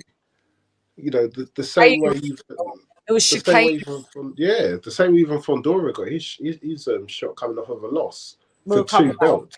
We'll cover that in a bit, but go ahead. But yeah, it's I would say he's a C-level fighter. He's a C-level fighter. Now, with Rolly Romero, what level of a fighter is he then? Ken, let's go with you. Start with you. What grade of fighter would you give him then? Well, I actually rated him, but he had power. That was it. He had power. Rolly's got some power. That's about hype it. job. It's a hype job. That's all I can see him, a hype job. Self-promoted hype job. So what level of a fighter would you put him in the A, B, C, D, E, F, G, H, J, K, L, M, N, O? At the moment, I'm being generous if I keep him at the C. That's so I was going to say, I feel really bad, but I've got to say D. You're not feeling bad. I've got to say D. About by telling the truth. No, because sometimes it's showing wearing a brown Adidas top. He was a champion. Yeah, I am. Why? Does it look that good? It might not to some people, but that's the thing. It's the truth. It's the truth. They got him into a champ. What I'm saying is, he was a bloody world champion, so, and I'm genuinely rating him as a D. Yeah, that's just terrible. That's why I've brilliance on the BBC's point to get him that. Yeah, he's a D. He's a D minus. D minus. Yeah, D minus. Rowley's D minus. But the geezer that he got gifted with on it, I think it was on his 15th win. That guy beat him, and they made that guy. Look, this is before Barroso. I forget the geezer's name, and they gifted Rowley that win. And then he got with what Tony Weeks did. Jay, I can't get over that. He did all that shit. Do you know what I mean? But I mean, listen, yeah, he's still fighting to this day, mate. He's still fighting to this day, knocking motherfuckers out. Shouts out to Barroso. Karma's a bitch. So yeah, he's a D-level fighter. Rowley's been gifted, and then he got gifted. I just think PBC are one of them people that, Rowley is that it's foie gras. He's the goose, and they fatten him up, throwing him stuff because they're just going to throw him out to the lions, to the wolves, to get beaten up at. They don't rate him. They know he's a piece of shit. They like his trash fighter. They know he come from judo and he doesn't have any fundamentals at all. He talks a load of shit. He doesn't sound like he's fully wrapped up that tightly. Sound like maybe he could have been in a different classroom to the ones that I was in. Them classrooms where you need additional help. No wrong with having additional help, by the way. But, additional help it is. And sometimes he needs additional. Nobody can additionally help you when you're in a ring. You've got to do the work, Rowley. No, but the worst thing was, he could have got paid handsomely to headline against Ryan Garcia. And then he's gone he's gone as a co-main for less money to lose his belt. So it's like, where was his management? Who's looking out for him? This is what I'm saying. He's foie gras. Don't you get it? He's only there to be fattened up and given out to the other sets of lads to beat up on. He's got a mouth on him. He says the most stupid and egregious stuff. Had to cheat to call out Errol Spence, but we'll go on to him in a bit anyway because there's a few things to cover. We want to wrap up at 2 hours and about 2 hours and 10 minutes, so we keep it tight like that. If we try to keep it tight, guys, because it's just us three. Okay, so Rowley D- for me. Kenny Ken, are you on further review? Do you want a review where you put him at? Oh yeah, I was being nice, but I won't go. I'm still going to go C-. D- is a bit harsh, but C-. I'll take some marks off from the C. I can't bring myself to give him a D. I can't do it. Minus for me, yeah, it's just staying there. I think Leon's got him at a solid D. I'm a D-, and you're a, what do you say, C-, Ken? C-.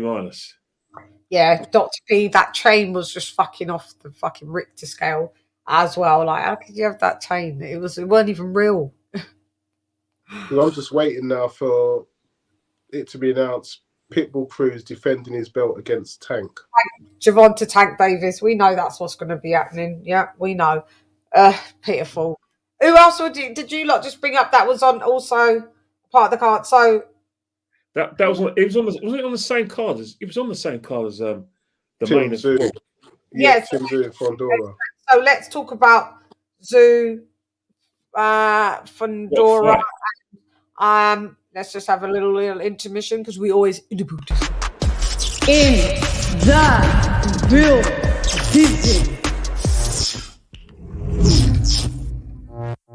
In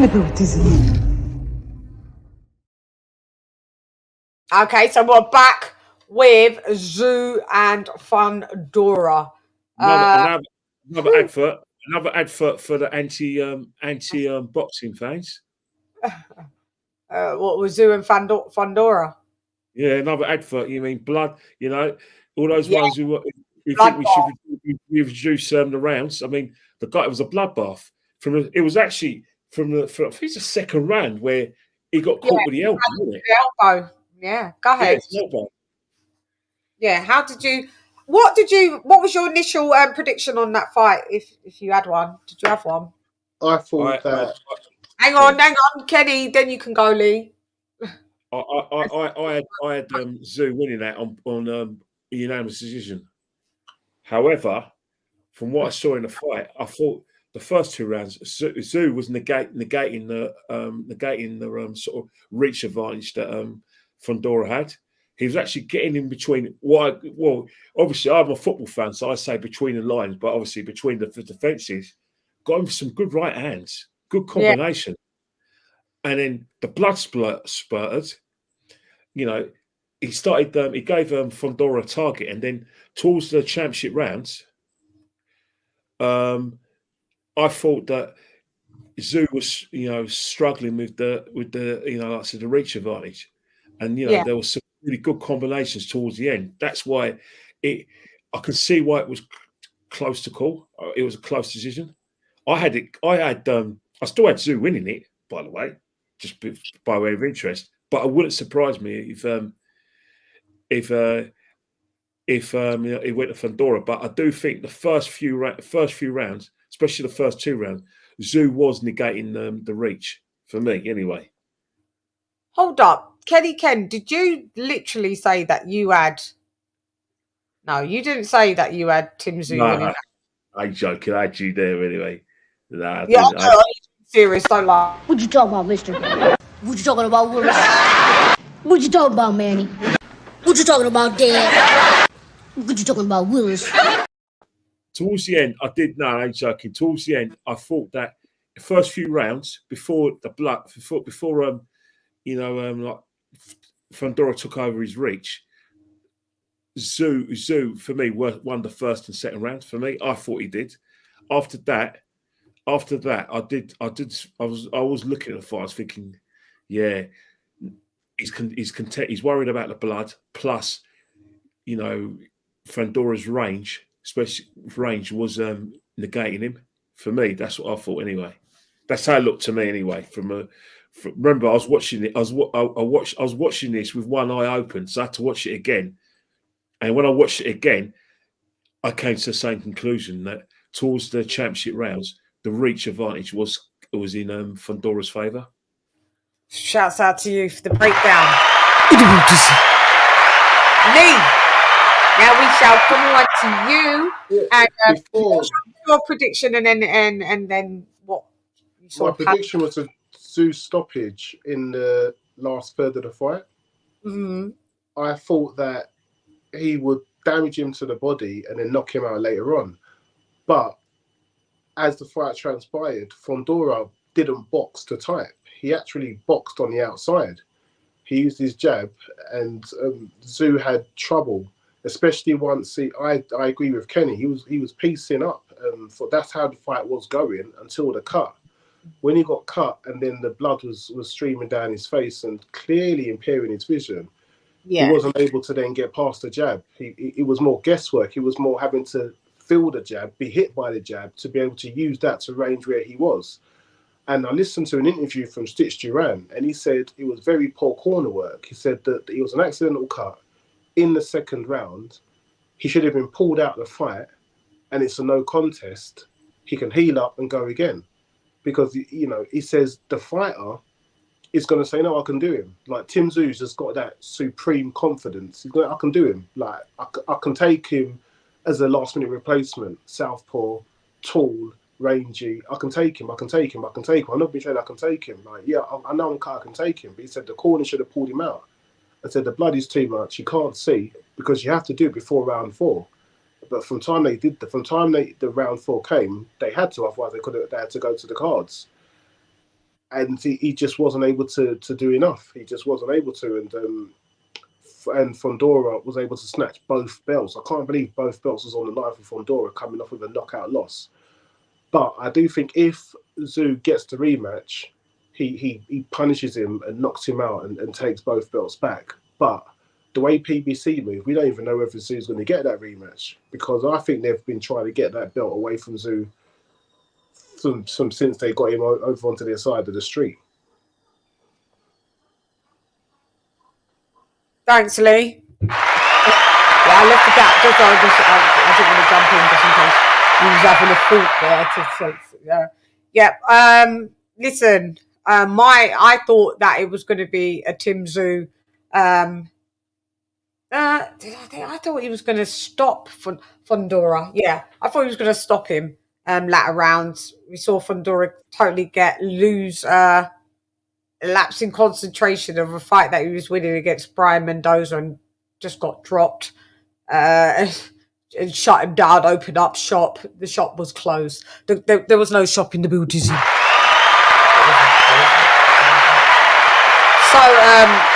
bringing on to this fight, coming off, like, I don't blame the lad. The lad's coming off a loss. And, you know, you've got Keith, long time, once upon a time, banana time, sometime. Really, is it one time? No time. Give him no time. That dropped out and left the bull dizzying. And of course, someone had to step in, and that's Fundora. So he's going to take his glory. Why not? You know, but I'm not sure that the WBC was on and the WBO on the line. So one foul sweep coming off a loss. You are now a unified 154-pounder champ, which is wild to me. But listen, that fight was a fucking snooze fest. But yeah, I'm with you. They should have had that fight stopped. Stitch Duran is saying that actually we're gonna get Stitch on the show actually. That was totally irresponsible of that. Listen, we could have just no contested it. Could have just let it go to the. We could just got. Do you understand? Just no contest, and we'll come back again. You know what I mean? We'll come back again because he was actually, like Kenny said, I had him winning the first 2 rounds. That cut just changed the whole direction trajectory of that fight.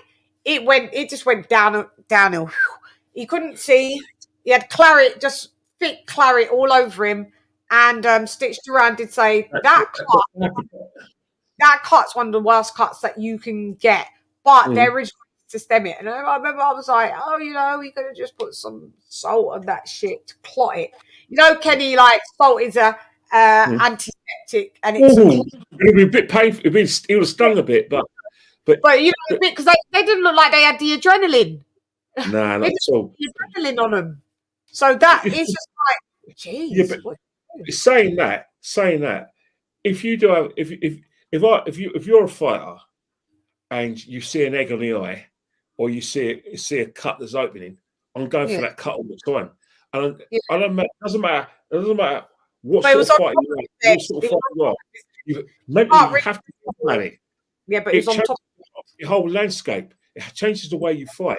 You always know that your opponent, all he has to do is just get in front of you and just. Yeah, but saying that, he could capitalize on the lack or the loss of vision, but I mean, he couldn't just keep peppering the place where he actually got hit because it was on top of his head. Yeah, so I mean, but it was a situation where it wasn't dealt with, except just trickling down. So at the end of the day, if you're a fighter, blood's coming down your face. The first thing you're thinking about, for the love of God, I've got to knock this guy out sharpish, because if the doctor pulls me out, that's it. You know what I mean? You always put that in your mind. He kept telling the doctor that he could see. He should have just said to the doctor, I can't see, and they would have just been a no contest. Like, they just literally, you went in on there, and this is, you know what, the boxing gods were in the Buddhism.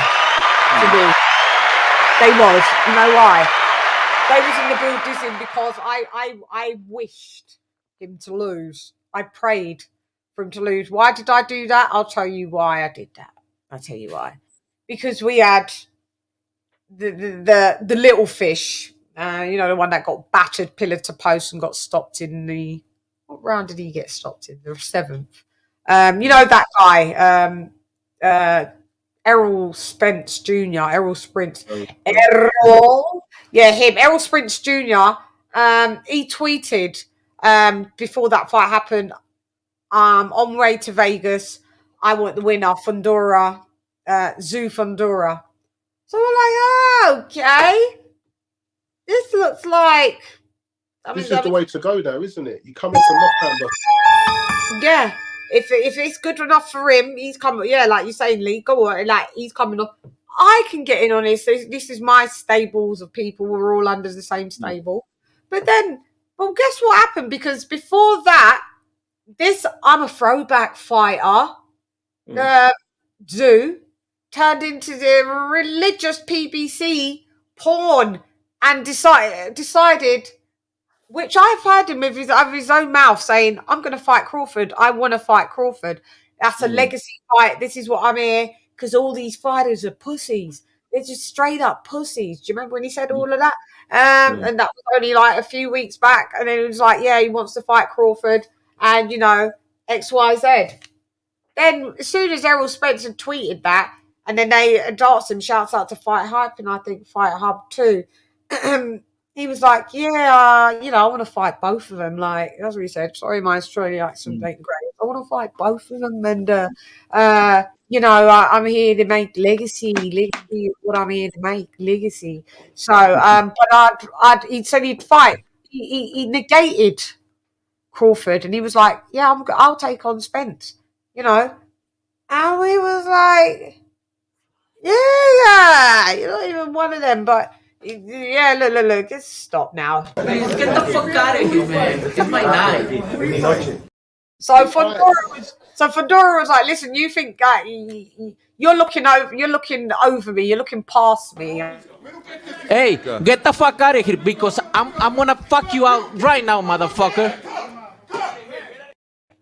Yeah, he's like, so I prayed for this to happen. I was like, please, I have got a prediction of Zoo beating this geezer, but please, somehow, and I said it to the group. I think I said it on Twitter. I said it on Twitter for sure. I was like, oh, I need Tim Zoo to get his ass beat. He needs to lose. He does. I need Fundora to pull this one out of the bag. And the boxing gods were in the building.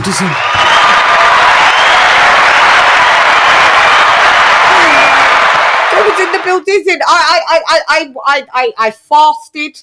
I walked through a desert 40 nights and 40 days. I became one of the Hare Krishnas. I prayed to every god that was available for his ass to get motherfucking beat. Hare Krishna's one of the most peaceful people. and they allowed me to come over on their side of the street and pray for violence.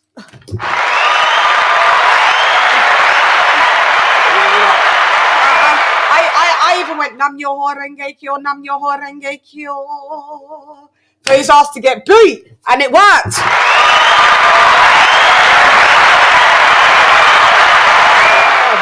There's power in prayer. You know what I mean? Yeah, this is what I'm saying. I actually heard him saying though that he's not giving up his belts. No, he didn't say he'd give up his belt, but then he said he'd fight. He said, no. This is what he said. Oh, no, who said that? And it was like, oh, your manager said that, would do it. And then he was like, well, if the business makes sense, it's the business.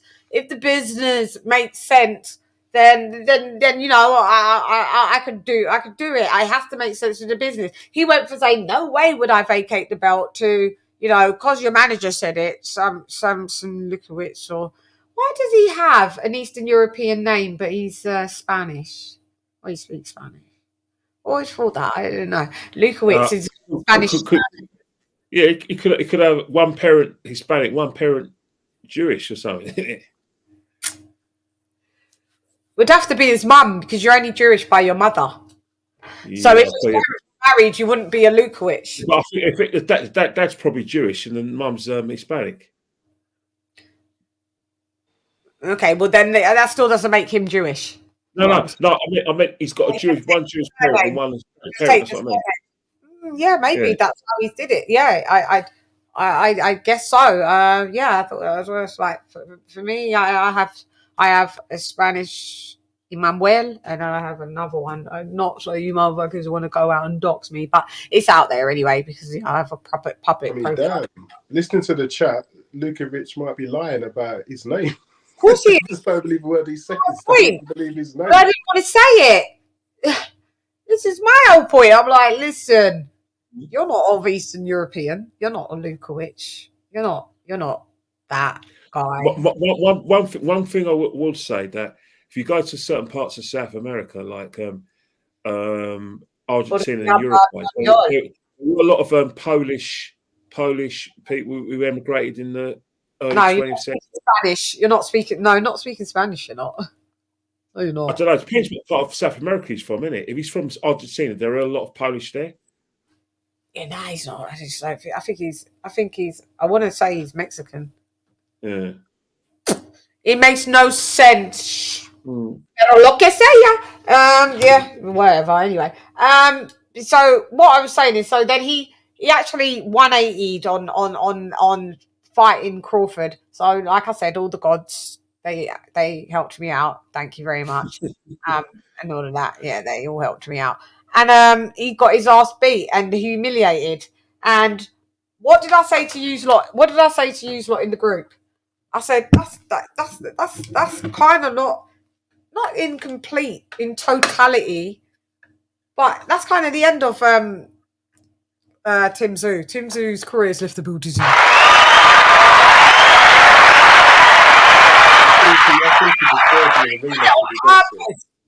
Has he got a rematch clause though? I heard he's got a rematch clause.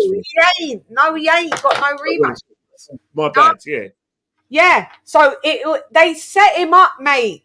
They set him up for Errol to come in there. Listen. He even shouts out to Ring IQ. He even said it as well.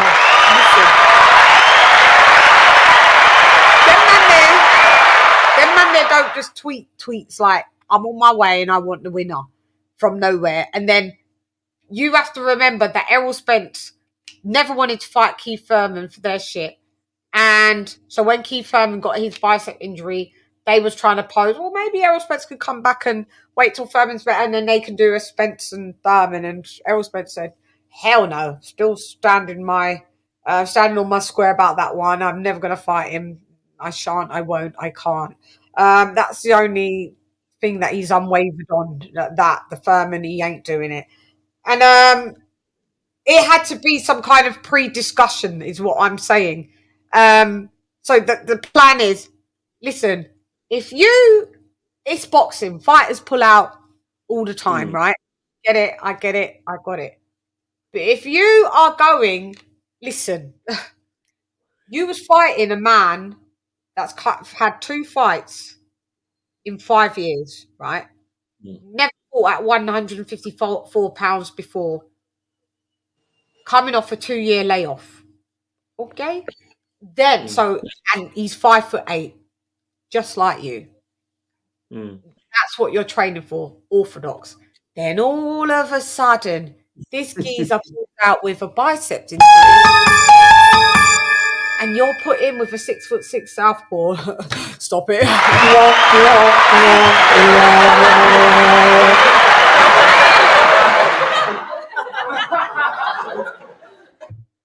I mean, to be fair, we like he's been calling this from when he first. Who does that if they care about you? Who does that? Ring like he's been saying that from when he first went to PBC. That why is he going there? They're not going to help him. They're not going to give him the Charlo fight. He's been calling it out from however long he's been with the PBC. So they've just been trying to screw him over for God knows how long. Who again? Screw over? Tim Tszyu, the PBC. Yeah. Remember, he went there for the Charlo fight for Undisputed. Yeah. And that was who he was supposed to fight, Jamal. And that thingy. Yeah, go ahead, Lee. I'll let me just take over the reins here. So, like I said, Kenny, who does that? What responsible team does that? Puts you in with a 6'6" southpaw. The thing with boxing is that you say they don't care about you, but at the end of the day, you know what supersedes the fighter? It's the show. It's the show. All they cared about at that moment of time when Furman pulled out was making sure that he got a fight and the show goes on. That's how boxing is. The fighter is part of that. What I call it, that scam. Because let's face it, it's not like football. Fighters don't have a fixture list. You know, if Tim Tszyu didn't fight, doesn't have a fight against Fundora, then what happens? He don't get paid, and his people around him don't get paid. That's the situation. That's the pressure fighters are under. You know, but you don't have your commodity going in like you see what happened to Joshua. You know, getting pulled and having to have a Ruiz. Totally different. You can't have this geezer. Fundora is an anomaly. 6'6", 154 pounds. You and a southpaw.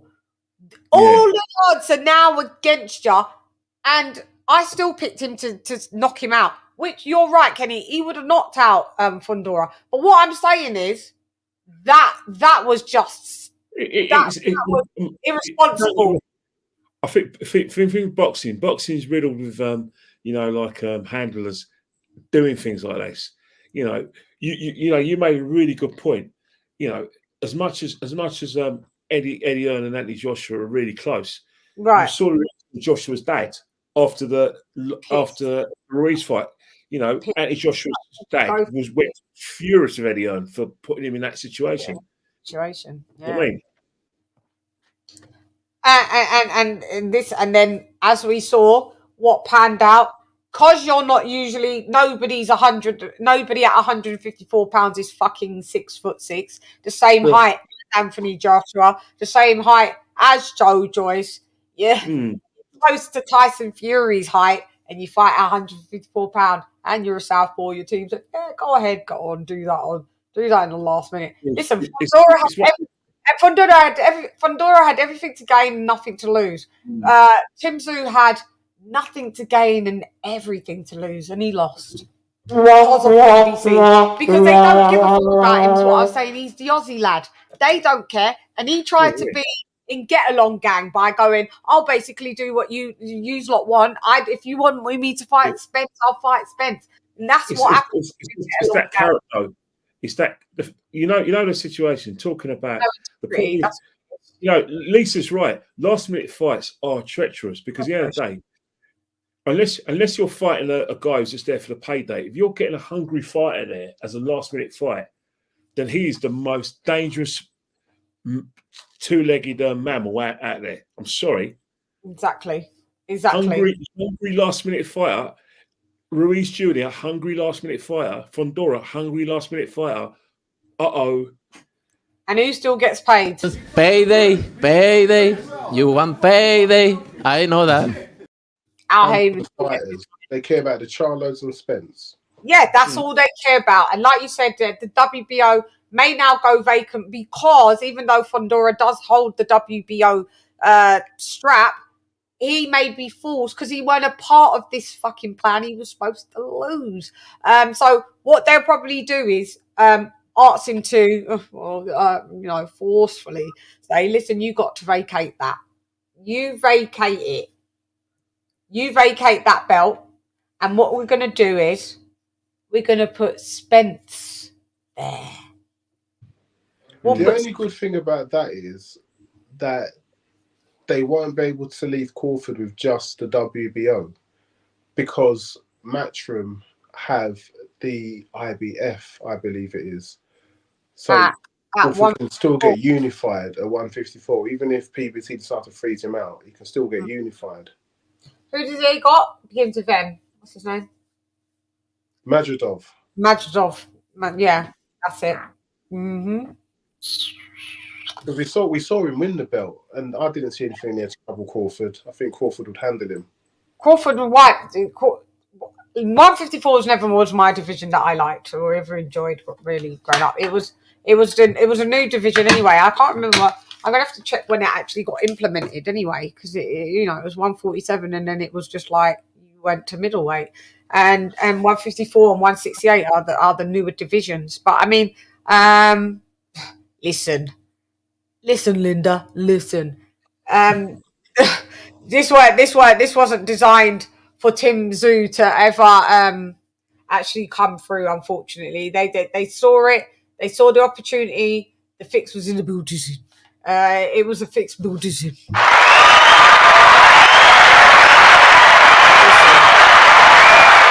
he's gone back to a land down under. Do you think they're going to give a fuck? He is co-promoted with. Go ahead, Leon. Say who it is. Who's co-promoted with No Limits? No Limits. Yeah, No Limits. So they're going to go back, push it to the limit. You found your limit. Your limit's expired now. That's it. The limit is done. You've reached your full usage potential over there. He's going to have to sign to an Eddie Hearn, someone else to be able to get a fight. Maybe, you know what I mean? And Eddie to put him in title contention. I mean, there's no 154 pound. Eddie's good. Eddie's the top rank. Yeah, but Eddie's the best. Eddie's the best promoter for him. Would you say? Eddie's the best promoter for him. Eddie at Hearn. Yeah, it would be a good one for him, wouldn't it? I think so. I mean, you're fucked up though. So yeah, you know what I think of Eddie. One thing about it, I do respect the fact Eddie does get does put on really good shows. But Eddie, one thing I sort of associate Eddie Hearn with, you probably won't agree, he's harsh. He does put fighters into positions where into the fire. Where they're world champions before they're ready, but they get the fights before they're ready. And when they become champions, you think, bloody hell, what have you done to get that far? He's good at doing that because he can fast people. Yeah. He's a fast tracker. Yeah, he can fast. I'm not going to say it's. I don't know if it's always the fighters are not ready to be champions. Sometimes it may look like that, but I mean, he's very good because you see them get washed, like the Mexican lads come and like wash the British lads and titles. We see the domestic scene with Eddie in terms of like fast tracking his fighters, and then he builds them up to world level, and they don't like it. You got the because of 9 out of 10 times, and you just disappear because you're going to have to fight a Bivol, and then you're not. You've had 20 odd fights and you don't want to be world level. I think Eddie thinks he bases his blueprint on an Anthony Joshua. Anthony Joshua is an anomaly, being like a title holder on his 16th pro fight. I think we think everyone is supposed to be a title holder on their 15th or 16th fight, but it's not like that at all times. Someone needs to tell Eddie that, though. Hello. Eddie do get the memo, but I appreciate him putting his fighters in 50-50 fights. I like Top Ranked tends to do that as well. It's only PBC that keep them all wrapped up in cotton wool, and they talk about they're the perfected fighters, and they talk about their. As I said, still fighting to this day. To this day. To this day. You just sit here, you don't know what I'm. Hate it. Yeah, MMA is basically like it's the big shadow of boxing where, if the public ain't got what they want, they're just going with Dana, where there are more than 50-50 fights. And I think of MMA. I hate MMA. I hate it. I hate MMA. MMA, so. Bits of it, but bits. I hate it. It's an insult. It's an insult to the sport that I love. They get their fighters fighting. I like bits of it. I do watch. Like, I'm a casual in MMA, so like I'll watch it if it's usually a big fight, like a Israel Adesanya or when Khabib was fighting at the time. He's retired. People like that, who's the other one? Is it John Jones? Is it John Jones? I think it's him. I'm a super casual. I think he's retired, but he was talking about doing a super fight, a mega fight of him coming back. But anyway, so just little bits in it, I will tap into. But at least they put their fighters in. They don't get the money, and then nothing can all be perfect. But They just answer to one person, and that's Dana White, and that's it. He's the Don King of their thing, kind of like, meaning not saying that he rips them off, but kind of like it was before it was just Don King and HBO, like, you know what I mean, Don King, and then you had Bob Arum under his wing, and then allowed Bob Arum to come through. Why we've got him. Bob Arum had the sort of like the middleweights in the 80s, and Don King had the heavyweight division. Exactly, and then we had obviously on our side of the water we had Frank Maloney. Duff. We had Mickey Duff, tosser. Mickey Duff. Yeah, Frank Maloney. Did Frank Maloney turn into a woman? He did, didn't he? Yeah. His name's Kelly now. Kelly. Yeah, and then we had. He did that before it became popular. Yeah, he did that way ages ago. Yeah, and then we had obviously we had Mickey Duff, Terry Lawless. Yeah, Terry Lawless. We had Barry Earn. Did Ricky Hatton do it for a bit as well? Who? Ricky Hatton, wasn't he part of it? I don't remember. I don't remember. No, not as a major player. And then you had Frank Warren came in. Yeah, Frank Warren came in the early 80s because remember there was a cartel between Terry Lawless and and all of that. Abraham, Lawless, and Duff in it. Yeah. And they were trying to stop Frank Warren from breaking into their little cartel. Yeah, because he was like the young lad. He was like the Eddie Hearn and Eddie Hearn, funnily enough. Yeah. He was like the Eddie Hearn, and then obviously then we've got the Eddie Hearn and XYZ. But yeah, I mean PBC, they're pretty much dire to all their fighters. They just mollycoddle them and don't allow them to fight, and then they always get exposed every single time when they're backs against the wall and they've got to do a major title fight or fight anyone like it's that sort of note. It's always it never works for them. Never works. Please get the fuck out of here, man. It's my night. Off them fighting non-PBs. Do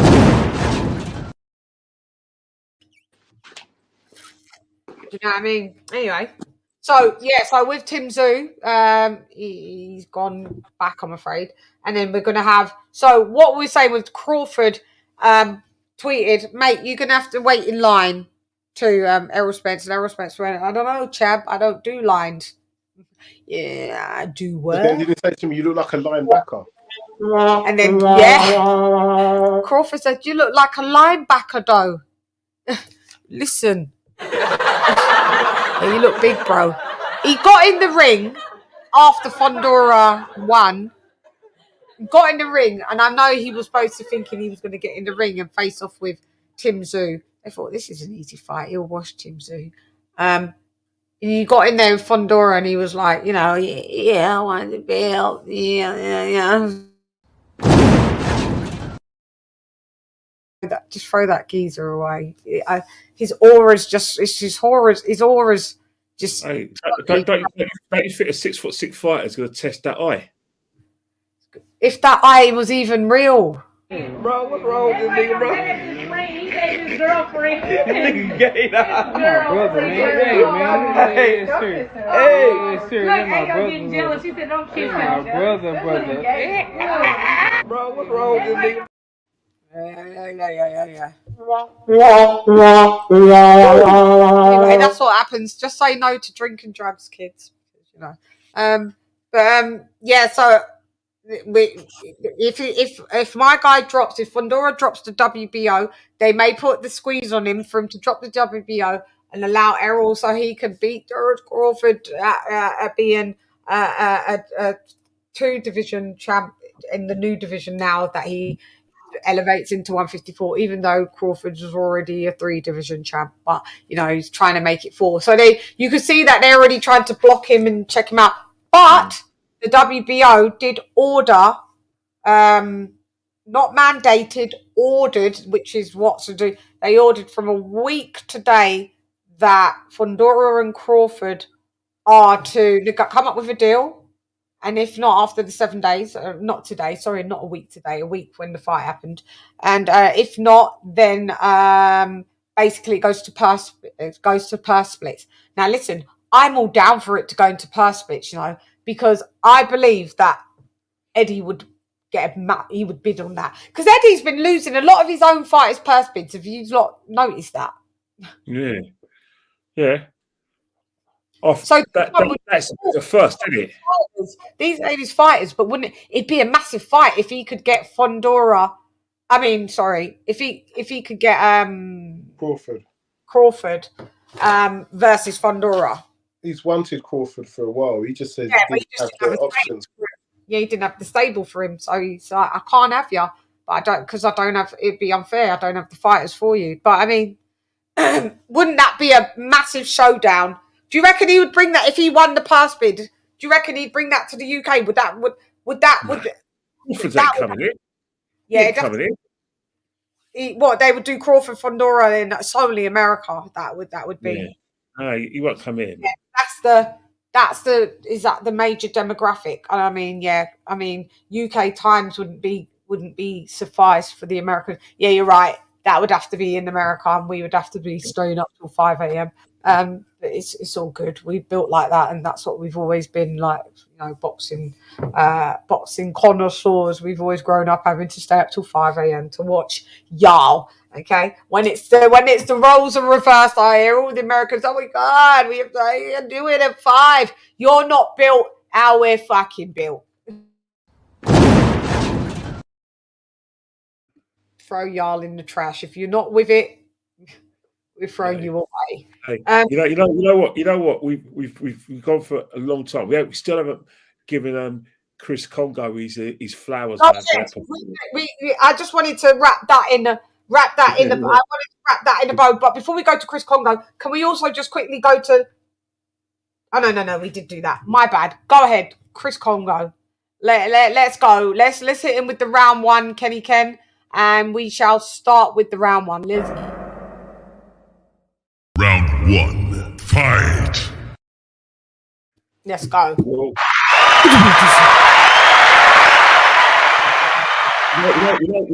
Sometimes you can have a big fan base. You can call yourself the A side, but when you fight someone who's got the better fundamentals than you, he's got a reach advantage. You were just there for the taking, mate. The only thing Marco had in his favour, in his mind, that he thought, Congo would tire. He wouldn't be able to go for the full, he'll tire in the championship rounds. Did it tire, mate? Did it tire? The fact is, man, it was you. When you came forward, you were met with a jab, you were met with movement, and the right hand, he buzzed you, mate. He couldn't miss that jab, and he couldn't miss that right hand. I actually fucking said that Marku was going to stop Congo, because listen, I haven't seen Congo look too good. When I saw him lose to Michael McKinson, it made Michael McKinson's stock with me go up, because they've been touting this Chris Congo. This fight, they've all said across the board, this is the best version of Chris Congo we've ever seen. He's never looked this good. Listen, he never has looked that good. So I didn't know we was getting this Chris Congo, and I wasn't actually looking at the press conferences, which I heard that one of them that it looked like Marku couldn't get in Congo's head because Congo was just not reacting, and then Congo then flipped the script, and then he decided to react on at the weigh-in. So I didn't see all of these things. That may have changed my prediction. Sometimes you got to watch the whole process, innit, and then to get your prediction, and you're like, well, that cat didn't look too. But I mean, listen, Florian Marku didn't stand a chance at that. Once Chris Congo was just like, he everything that Florian Marku tried to do. Listen, he's had these little Tyrannosaurus arms. He's a good fighter. He's come from the kickboxing background. He's only one of the kickboxers that I see that actually transitions quite well. Like I said on, I think that day, he has really decent, good footwork. I'm of the agreement as well. I'm not sure who said it. Could be Boxing Beats and Rhymes. Might have been Boxing Beats. I think it was Beats. I think it was him. I agree, and I was thinking the same thing. Shed a few pounds, mate. Go to 140. 147's not really for Florian Marku. His dimensions are tiny. He's a tiny little man. And I think he may fare better at 140. 147, he's looking a little sloppy out there. So he just couldn't get in the inside of Congo. And then Congo was just like neatly just circling and like light on his toes and just was whipping out the jab. And just anytime he tried to commit to try and come in, Congo would just like make him pay. Like it was just, and then you saw Marku getting really irked because he's a fighter that fights with a lot of emotion, which body punches as well. I forgot the body punches as well. He got done to the body as well inside. Yeah. Listen, it just wasn't a good night at the office for Marku.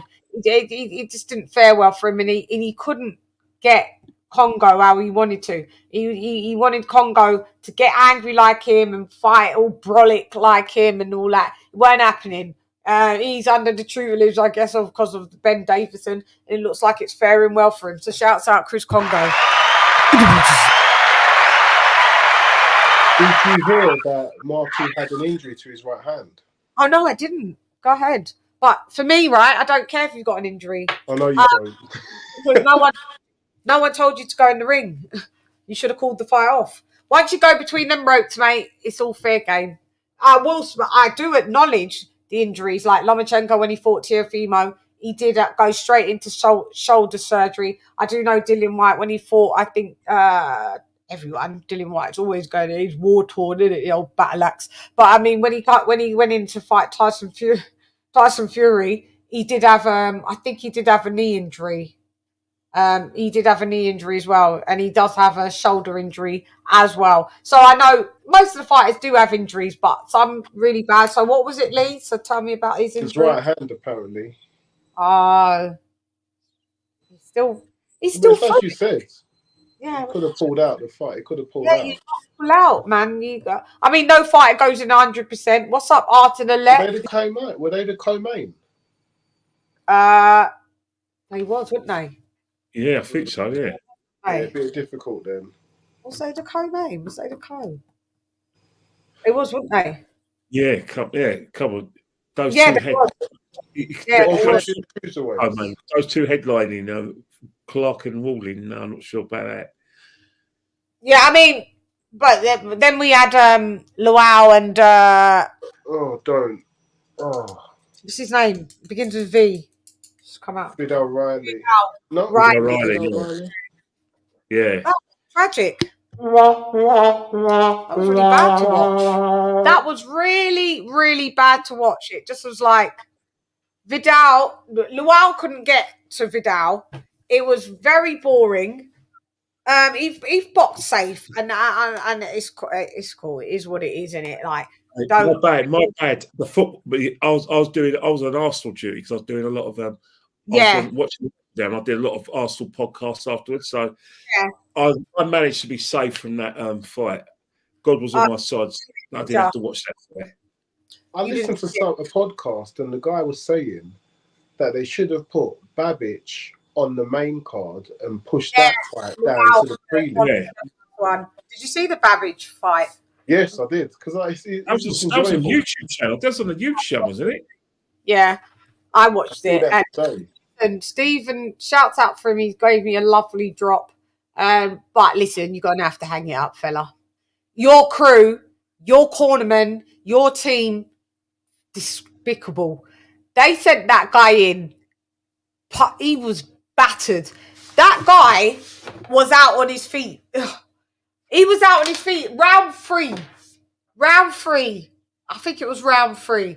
And I said to you a lot in the group, there's no way that they're going to send him out at the end of this round. Surely they won't. And I was on Twitter going, Steve USSR is getting pummeled. Them lot sent him back. That man looked like he didn't even know where he was. He had no defense. He was getting hit flat. Nah, I don't want to see. I didn't. Remember, I said to you, I can't even watch this, man. It's like watching this is difficult. It become difficult to watch. because you know that the geezer shouldn't be in there. He looked like he looked like someone you was ready to see someone like he would like pass away, literally. Anything more? Babbage, Babbage. I just saw a caption of him saying, "I mauled him, and I hope he's all right." Listen, I can't even stress it enough. He got battered, and he's coming off back to back losses. Right, see, and he's only a new geezer, but he come in boxing too late. He's already 30 odd, and he came in boxing at 30. Like, it's not working for you, mate. We want to see you live another day. Like, pick another thing. Be in boxing, maybe be a commentator. Maybe try go into training. Yeah, that's the guy. It's Sporting Icon's friend, and shouts out to Sporting Icon. Icons, I've got to hit you up, Mark. Great to see you back as well. I've missed you. Looks like I haven't. Looks like I've been a shit friend. Like I haven't wanted to check, but sorry, stuff has been going on. But I've got a lot of time for Sporting Icons. A lot of time for him. So yeah, that's his buddy. I might have to have a word like, Mark. Like, listen, tell your buddy to hang him up, mate. It ain't working around here. It's not. He ain't got no defense. He hasn't got any fundamentals. He don't have nothing. He could go into modelling. He looks like Dolph Lundgren. But go ahead. Sorry, I've ranted for about 10 minutes on that. Does anybody else want to chime in before we go towards the end of this? I think that shows the power of having a big social media platform, because I think he got those opportunities because he was championed by Sporting Icons. And because I remember when Boxer put on their first show, I think they headlined it with Savannah Marshall. But then after the headline, Steve Robinson fought a 4-rounder or 6-rounder. So it finished and he lost, and he looked battered there, didn't he? I think he might have got a win, but I've only seen him win once. I've seen him in 4-rounders, and he looks totally knackered by the second. I'm just reading Arlett's comment. Full Sporting Icon, Dillian Whyte disappointed. No, Steve. Yeah, man. And those are Sporting's guys. It's true. Sporting. He came back to just a load of madness. Go ahead. Yeah, you finished on that? So they really was giving him a platform to do something. But he's just come up short the vast majority of the time. Yeah. Yeah. Because he was out sparring with Usyk. He was in Usyk's training camp. Yeah, I know he was. That's true. He was. I mean, he didn't. Usyk must have danced around that cat. Like, Usyk must have been it's like on shadow boxing. Nobody is there. Listen, that guy's stop. Yeah, he's got to leave. So he kill himself in that ring. Stays any longer. It's lucky it's Babich. He's lucky it's Babich. If he fights anybody that's fundamentally sound, because Babich ain't fundamentally sound, and he got brutalised, and we always knew there was a time coming for him, but we like watching him. He's fan friendly, and he just does whatever. But I mean, listen, if he was in with a fundamentally sound fighter, that heavyweight that could hit, he would have been knocked out. I'd give him that. He had his chin, but your chin left the booties in.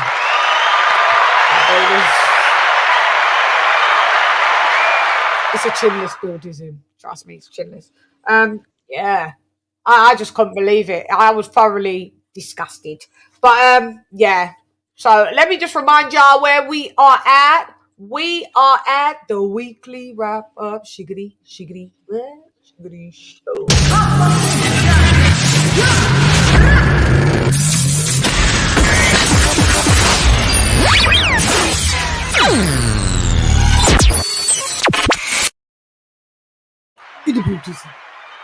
Okay. So to end with, Modikin Boxing shouts out to you for being a member. You've been a member for 15 months. You got to beat Dr. P. Dr. P's been a member for something like 24 months.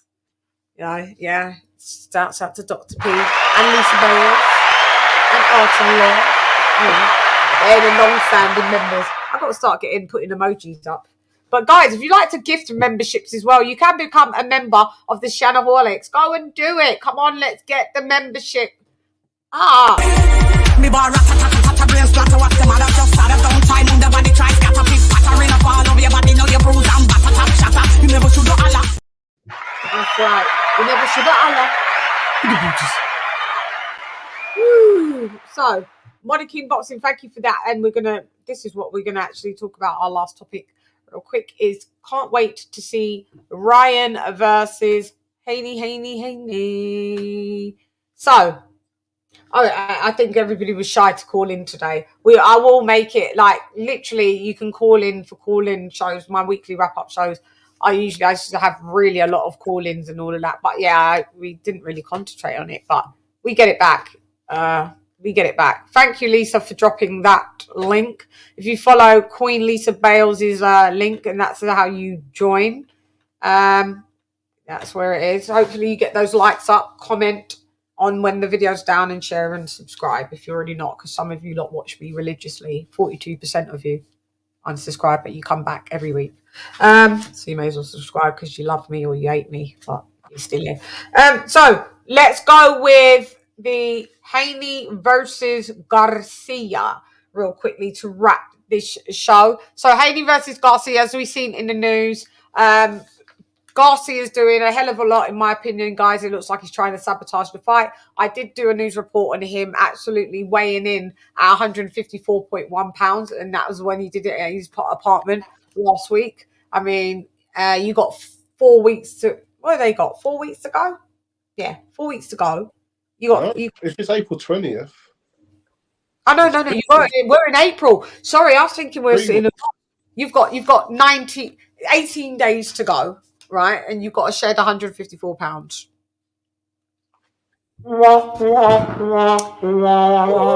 Okay, and the New York Commission seem to be just going along with it. Is that we'll probably never know. You have to make your own decisions and judgments, which... Yeah, I don't know. I don't understand how that fight... And then obviously he's on many a conspiracy theory. He's got his silver tinfoil out on there, hasn't he? And he's killing us on Twitter. I know. You should say unfollow Shan. Yeah, I should, but I keep abreast of the news, unfortunately, so I see all the shit what he's doing. It pisses me off. I even said it to him, and he ignored me. But go ahead. What do you think about this fight? I've got Devin Haney starching him. I don't know if he'll stop him. No, starch. Yeah, I see it doing a shutout. When I say starch, it means, pitch a shutout. Yeah. I think so as well. Like 10-2 something. Yeah. 11-1. I don't even think he'll win a round. And Ryan he's just unproven. I just don't even think he'll win a round. Like you said, it could be 10-2, but I don't even think Devin Haney doesn't really lose rounds. Well, you could say obviously the Lomachenko fight, he definitely lost rounds there. That was at 130. Yeah, that's a good fighter though, a really good fighter. I was going to say elite, but yeah, he is. He is elite. He is Lomachenko. He's elite. He's definitely. He's elite. Yeah.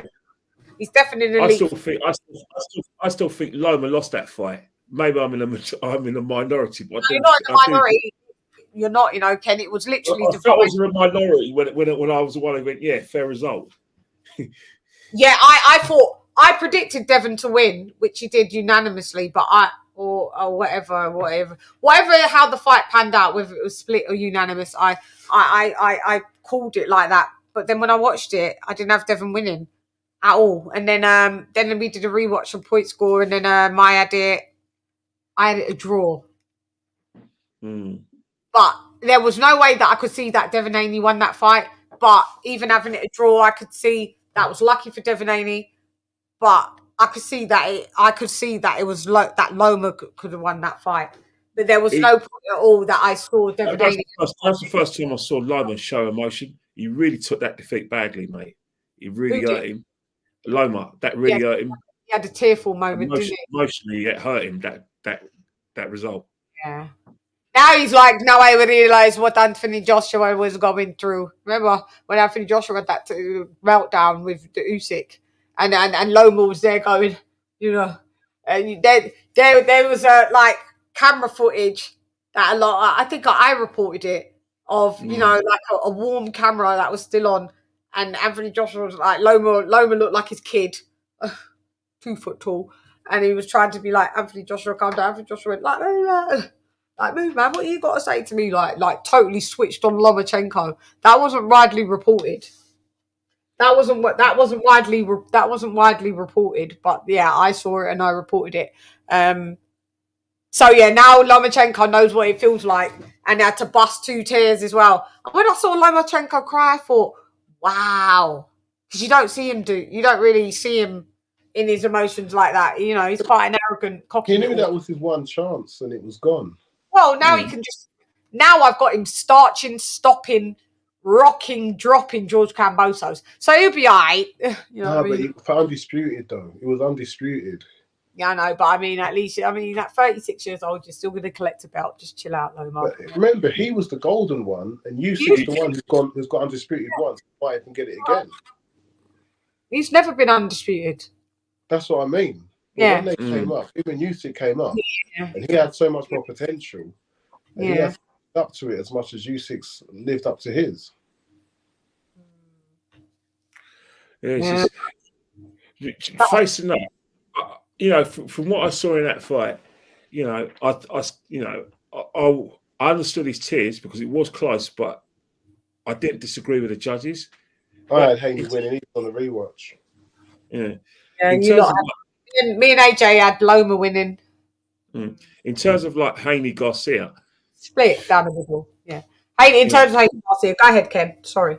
Haney Garcia, it's a unanimous decision. I think it's going to be as one-sided as his 2 fights with George Kambosos Jr. Yeah. I can't see it any other way. I don't see it as being a close fight. I really don't. Even if Garcia is his best, I still think Haney wins that on a unanimous decision comfortably. Me too. I'm with you, Kenny.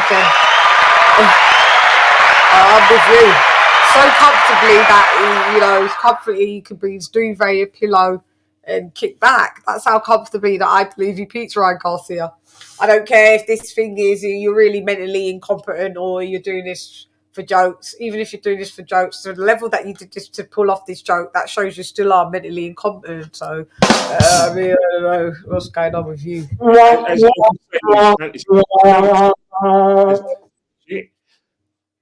Say that levels to this shit. Did you say? There is just levels, and in terms of the fact is that the fact that I had Devin Haney beating an elite fighter with Lomachenko says a lot about Devin Haney's ability, because this is a guy that at this moment of time is elite. He is elite. 1,000,000% elite. 1,000,000%. No ifs, no buts, no maybes. No ifs, no buts, no babies. An elite fighter. What Devon's achieved has been amazing.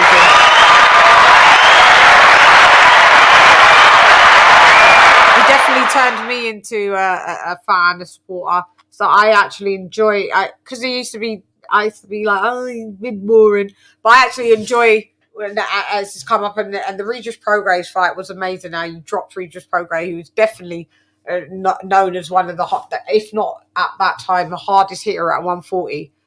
Maybe Subaru and Matthias might have something to say about that, but I mean, between them two, they're the hardest hitters. And now Matthias is now with a Matchroom, by the way, so that it looks like that we could have a Matchroom in-house fight with Haney and Matthias for a unification.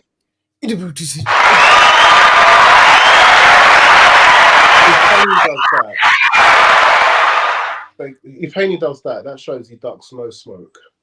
No smoke. It's not. He doesn't have to do that to show that he doesn't duck smoke. He hasn't ducked smoke. He's fought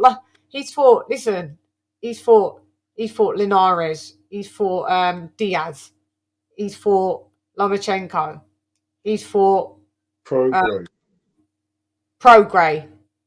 He's fighting Ryan Garcia. Yeah. Next, it's going to be a Super Matthias. He went away from home twice. He went away from home twice as well, you know. Went away to Australia twice. Camboso, sorry, I forgot to put him in there. He fought Camboso twice. Look at his run. His run's been... Teofimo's got a great resume. But he's just... I just don't know who he is. When he fights Matias, his resume edges Lopez's. Yeah. Because he's fighting more dangerous fighters at the higher weight. Yeah, and literally trying literally clean up divisions at this point. Do you know what I mean? He's schooling dangerous fighters as well. He's schooling them. Yeah. Except for he's actually schooling these fighters. He's actually dropping them. And I was like the belief, I was like, oh, he ain't got no power at 135. But guys, you do need to check on record what I said. We'll have to see. Maybe at 140, he'll have the power. But if I don't see him, do you remember? Yeah. And I said, if he doesn't have that power at 140, he's never having the power. And he showed that at 135, he was there far too long. So I remember thinking, there's killers at 140. What's he going to be able to do up there? Yeah. What's he going to do at welter? It's going to be quite interesting to see as well, because I already know deep down he's already outgrown 140 a long time ago. But, you know, they always do it. He's outgrown 140. That's why a lot of people just skip 140 when they're lightweights, and sometimes they just go to welter. It's better fights, better money, you know. But I guess you can dominate. He'd be the big fish in the little pond at 140, and he's facing the killers. So I've got no complaints at all. Anybody want last things to wrap up on that matter? No, it's all done. I'm all done on that one. Mate. Yeah, you got anything to wrap up on that, Ken? You all good? All I've got to say is I won't be around. I won't be around next week because shan't be. Yeah, Arsenal the European Cup. We got Bayern Munich. Tough yeah, game. obviously Leon knows where I'm at. So I'm just going to be busy with Arsenal stuff. Yeah. You did tell me that anyway. Yeah, I did tell you that. Leon, are you an Arsenal fan? No, I'm an Iron West Ham fan. Irons. Actually, you is that?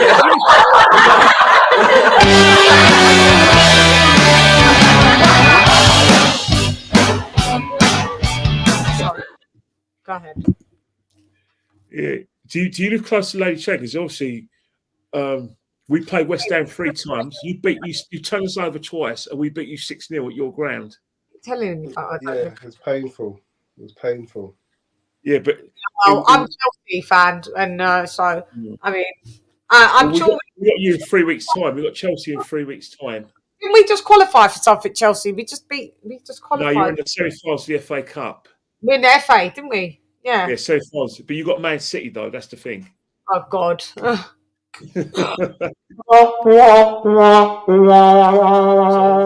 I'm actually gonna, but because Kenny did the commentary this show, Leon. At the end, when it was World Cup, Kenny would do a segment after we talked to boxing. It's actually a playlist if you want to actually go and see some of. Kenny did. That World Cup in Qatar was lit, wasn't it? It was actually lit. Great. I missed most of the matches. I was working for most of them. I missed the greatest World Cup round. I was working. Yeah, we was covering it because we was on it when we can.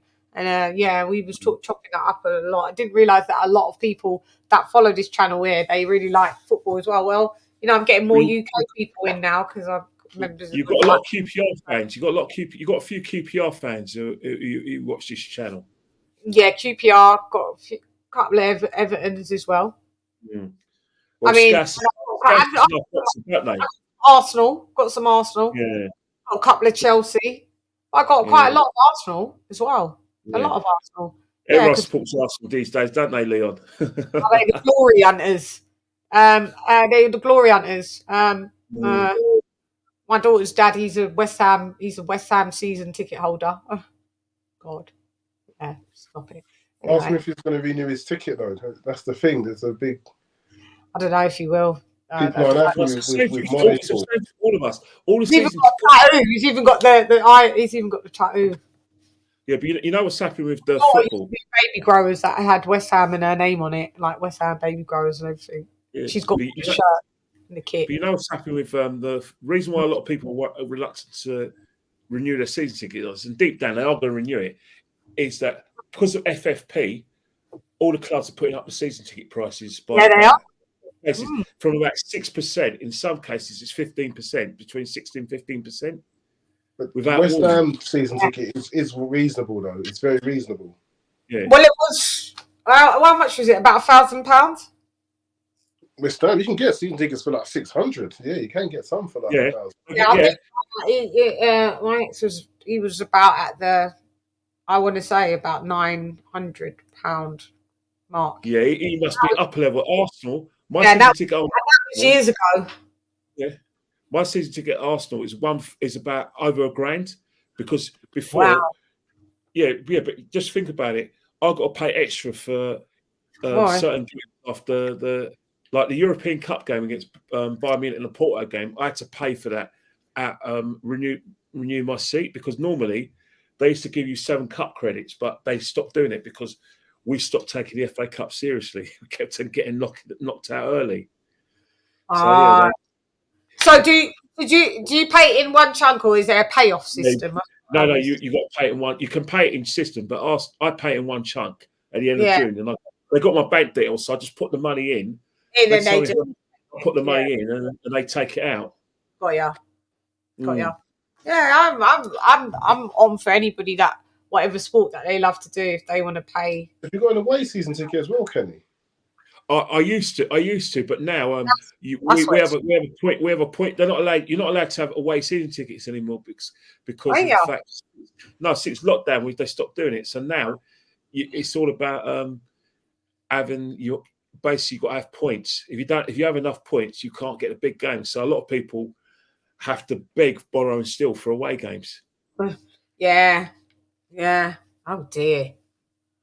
Interesting though. So I mean, yeah, it'd be nice so you can when you do. You back on the week after next? Then. Oh yeah, 100%. Yeah, 100% the week after because we obviously because there's only one distraction I've got. The week of the 22nd. Oh, your wife. Yeah, week of the 22nd, 23rd. I've got Chelsea game to do as well. So I'm going to be. That's so. Apart from that. Yeah, and apart from that, and there may be one if we're in a Champions League. If we get to the semi-finals of Champions League, it might be another one. But apart from that, I'm fine. Apart from next week, yeah. And you always let me know anyway. That's what I love. 100%, yeah, I'll let you know in advance. Yeah. Anyway, so I always know when you're going and when if you've got to do other stuff. So it's all good. It's not a problem. We always miss you when you're not here. Like people hit me up and they go like on the shows that you're not on, right? People go in the comments, "No, Kenny Ken. Where's Kenny Ken?" When you went for 3 weeks, you got people that really love that. Yeah. No, I do enjoy it. I do enjoy it, but. As you can imagine, it's work tomorrow, so I've got to... Yeah, we all sign off now, didn't we? So let me sign everybody off as I do. Guys, you've been amazing. Kenny Ken, I will let you go off first because I know you've got to get to keep. First and foremost, I want to say thank you for having me on. I enjoyed myself as usual. Leon, it's great to do a show with you. It's a pity you couldn't beat Spurs today, but not everyone, not every day. And I just hope that we continue to see some good fights. I can't wait to the Tyson Fury Usyk fight. It's getting closer and closer. We're going to get undisputed after 24 years. Thank God. I'm not going to until the ring walks happen. I'm not going to say that's happening. I have to see the ring walks for it to happen. Yeah, me too. To acknowledge that it's actually really going.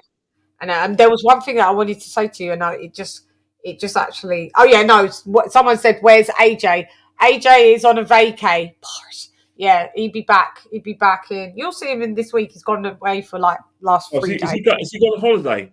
Because it's within America though. So. Oh, you see, that's what I said about Americans. They don't own passports, mate. They don't go abroad. They go within the United States. Somewhere else in America, don't they? We're from an island, so we don't really vacation here. Everything there. They got like snow if you want to go skiing. They got everything. It's such a good place. Yeah, they've got the beach. They've got ski slopes. They've got they've got mountains. They've got desert. Basically, I always see America as a continent and not really as You know what? They're just like Australians. Australians don't need to leave Australia because they've got a massive country. They've got everything there. They've got a massive country, and it's not a lot of it's not inhabited. Sorry, Yeah, but I'm not sure if you can. Yeah, they do have mountains because I did go somewhere, the Blue Mountains. I did perform there. I performed at a place called the Blue Mountains. Oh, that must. Is it New South Wales? Yeah. Maybe you're right. There's a part of New South Wales called the Blue Mountains. Yeah, so you. Yeah, then I was there. That's New South Wales. Yeah, I was there, and it was chilly and it was creepy, and the hotel that we was in was like God, I'll tell you that another day. It looked like a scene out of The Shining. Anybody seen The Shining? Yeah. That's all about. But yeah, so let me sign you off, Kenny Ken. Thank you for coming as usual. You are part of the team. So you don't have to you don't have to say thanks for having you up because I do enjoy it. Yeah. One thing I would say, as much as Tyson Fury's never on the title, we always seem to get the Tyson Fury when I'm on. No. There is days, there is weeks that we don't talk about Tyson Fury, but we have to a lot because remember, there's coming up with an undisputed fight. He keeps he's gobbing off, so he's always gonna thingy. But there has been times where there's not been any shows where we haven't really spoken about him. Not much though. Yeah, I know what you're saying, but we don't bring him up just because of you. Honestly. Oh, fair enough. Yeah, no. Sometimes we make a reference and go to make a dig, but no. It's just. Well, I'll let you go anyway. I'll get you guys. See you, Leon. See you. Take it easy. You can see Kenny Ken 1975 on Twitter and at Kenny Ken 1975 on Instagram. Kenny Ken has left the building. It's been a big one. 2 hours 41 minutes. I hope you guys have hit the like button. I hope you guys have subscribed. You got 59 people in the chat.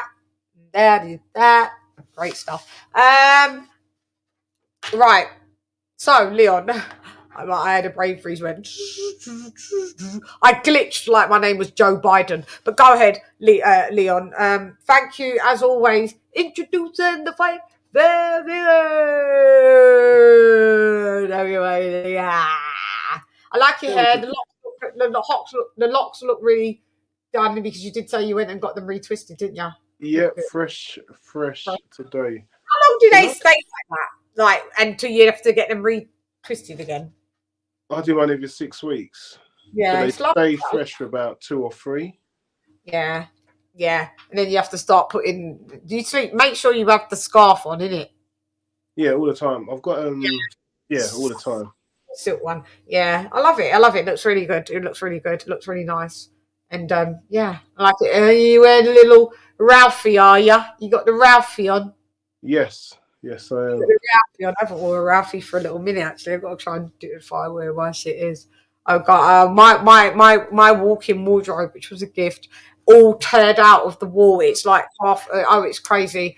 It has to be fixed. Mate, it's been a nightmare. Do not ever use Clutter Be Gone. They're a nightmare. They should have assessed that I had weak walls, and those walls were actually inside walls were plasterboard, and it shouldn't have had certain weights. But they came twice and did it, and as soon as they left, it all. Oh God, yeah. So we're having that. I've got to have that fixed, and yeah. But anyway, enough of my life. Yeah, Lee. Sorry, we digressed. I digressed. My bad. I always love that you are on here and back with. I need to give you a fucking salute for calling that blow for blow fucking Wardley and Wardley. I had so much fun. Even in the comment section, the girl, she's like, listen, we was having a fight party at my house, she said, and we just turned it on mute, watched it, and had your channel on with that guy calling the commentary, and he was fucking epic. I was rusty for the couple of fights I've done before. It was great. You did a blow by blow, man, and it was definitely found my rhythm for that one. I found my rhythm. Exactly. And in the comment section, they noticed Yeah, you're gonna have to see Shani and Leon at some point for real. Maybe outside in the big old world doing something like that. Because Lee, we really should just be. I'll speak to you guys of show and go and do some weekly wrap up shows live from locations. We can do that, you know. We shall, we can, we will. You know, and the Hubble Bubble Toil and Trouble crew, you know, they're gonna hate it.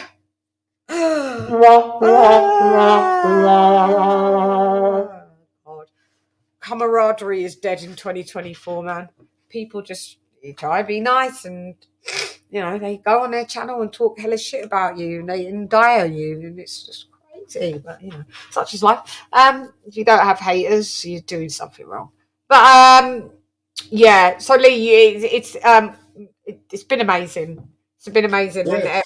And all the work that you do is amazing. And I appreciate that you come through like the Marvin where you're from beginning day .1. You took a little hiatus, but you found your way back. But we had a great weekend of boxing. I've still got more fights to catch up on. Me too, Lee. So when I get off on this, I'm going to actually ask you what do I need to catch up on? I've got to catch up on the Ramirez and Zone cards, isn't it? Yeah, I've got to catch up on that. And yeah, fucking hell, man. It's Easter. Got my troops coming in the building tomorrow. God, I got an appointment tomorrow early at 11 o'clock. I call that early because I don't go to bed till 5. Yeah, I've got some phone calls to make. Yeah, I'm going to speak about it after you. Well, I had my friend that passed away. I like to just give a little moment of silence. He was a childhood friend, colleague. He was in the same group as me, Sun Cycle. And I want to say, rest in peace, Bougie. We're going to give you a little bit of silence.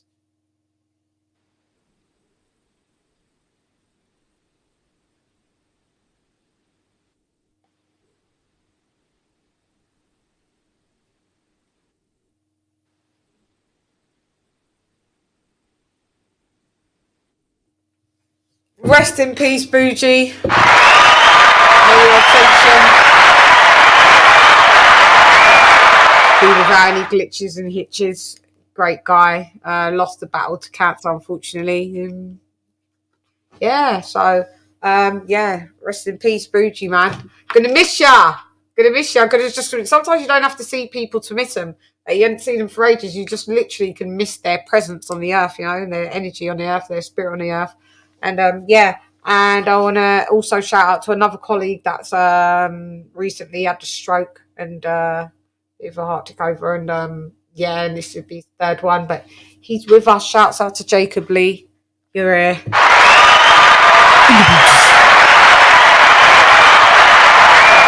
Another colleague of mine, so yeah, from childhood, from Sun Cycle. And yeah, so it's been a bit of a tough one since yesterday, and I've literally been speaking to a lot of people, but the love I've received, it's amazing. Thank you guys for all your sweet words, all the condolences that have been sent my way, and I'll send them to those that it's also directly affected as well. I've passed on all your messages, and that's really nice. Thank you. I think I saw Rasclot in here. So, Rasclot, I did see you. I acknowledge you. Thank you, Rasclot, for coming through. You always come through like the mo. You woo. Thank you, Lisa. Yes, R.I.P. to my friend for sure. Bougie.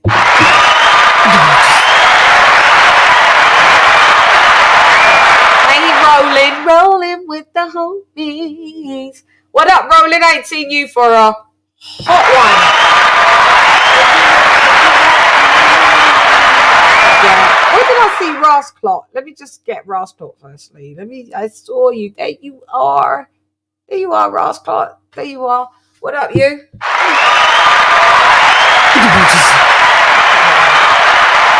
Yes.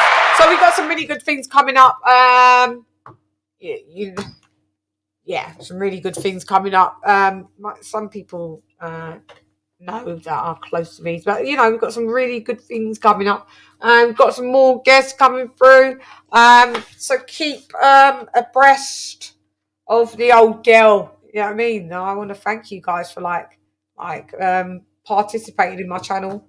Everybody in the chat that comes through, every time.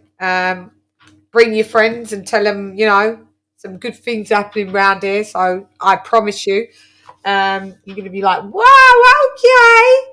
Yeah, trust me, it's going to be one of them ones. So come through now and let's jump on this bandwagon. This is going to be a fun ride.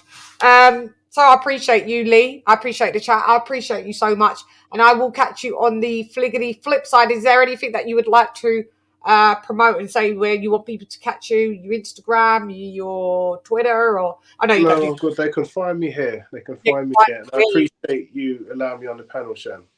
I'm not allowed. Your family, Lee. Never allowance. It's never an allowance. It's just it's by default. You're by default, Lee. It's a pleasure to have you. It is. So yeah, don't ever thank me for. I know you do it because you got manners, but yeah, trust me, it's all good. Thank you I thank you for actually participating, day in or week in, or you know what I mean. So I appreciate it. Thank you very much. Okay, well, you take care. Virtual hug. All right, you take care. Yeah, I'm gonna sign out. Yeah. See you later, Lee. Bye. Bye. Leon figures. Guys, you guys have been amazing. I need to holler at the members to say goodbye to. So let's go. We've got Modern King Boxing in the Buddhism, Mark Niggity Nash in the Buddhism, Zara Kate in the Buddhism, Andre Noble in the Buddhism, Derek Lincoln in the Buddhism, Daniel Agnew in the Get Well Soon Dan in the Buddhism, Cooking with Sir Senior, what up sir, in the Buddhism, Expect the Unexpected in the Buddhism, Donald Banks 2B in the Buddhism, Leon in the Fight Fingers in the Buddhism, Don't Touch Your Bum in the Buddhism, Top Right Side in the Buddhism, Stephen what up T in the Buddhism, my sister that never fails, the Queen Lisa Bales in the Buddhism, Nesta Bedford in the Buddhism, what up blood, what up gangster, retro boxing and documentaries, blood boxing in the Buddhism, Conchaunery in the Buddhism, R to the left in the Buddhism, D-Style Boxing, yeah I've noticed you've gone Ricky in the Buddhism, mi hermano también, AJ all day, he'll be back next week guys, in the Buddhism, Charlo in the Buddhism, good to have you Charlo, love you, King TJ in the Buddhism, Upload like El Primero, thanks Hat for coming through, ya tú sabes, difícil. And last but not least, Wales and Cardiff's finest, Dr. P in the Buddhism. I hope you're all well and your wife's well as well, Dr. P. We will be doing a fundraiser at the end of this month in April for King Thomas Jones, King TJ. I always called him King TJ, who sadly left us. I think beginning of 2023 at the beginning, I want to say. And or maybe it was at the end of 2022 and I found out at the beginning of 2023. So we miss him, we love him, and yes, we would like to raise some money that he left. You know, he's a young family, he's married, he left a young family, very devoted dad, and 2 young sons, and I really want to, you know, make some money for him, and we show our offerings. That's how we do it. So any little change you can share to put in the super chat, I'd like it on Cash App, super chat, so all donations are going to King Thomas Jones in the Buddhism. So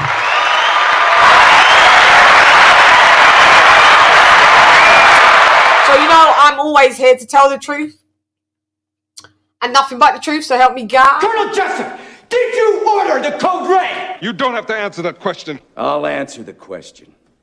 You want answers? I think I'm entitled. You want answers? I want the truth! You can't handle the truth! Also, I'd like to big up my friend JD, aka Dreddy, an epic producer from originally from Birmingham, moved to London, was in So Solid. He did the Lisa Mafia. Remember, I told you, I'm a soldier. He did that anyway.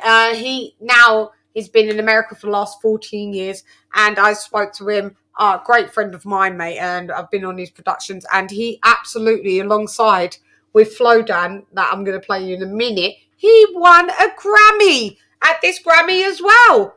Bloody hell. I've got really Grammy winning friends, 2 of them in the Buddhism.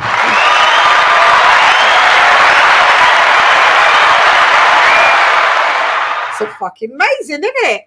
Shouts out to JD and like again, and congratulations to JD and congratulations yet again to Flodan. Knowledge is word. Knowledge is key. This is Flodan, my other Grammy Award winning friend. Don't worry, you're going to see my other Grammy Award winning friend JD for sure. Say for going and I say. So if it one, not for that see nothing because nothing not that one. Lock off your eyes, cock me, make you cock. That's right, them the like we wouldn't like them. Talk it to them, Flodan. Talk it to them, Flodan. Make them know we not like them and them not like we and everything cool and everything calm and we're still at like Corey. Yeah. It's just a head top one. I know. I've been in boxing a long time, guys. The bars have lifted dizzy. Them not like me, some me not like them. Man, I figure set this straight and clarify. Put fire upon a pagan, aim for the cranium. Turn off the news, there's a bag of lies. Worst raised man, wanna inform up, fun Babylon and every one of them dirty guys. And if they wanna go around the order, I guarantee somebody's dropping fly.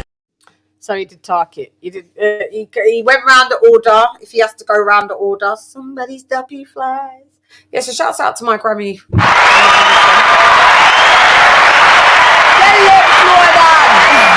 Tell him, let them do it.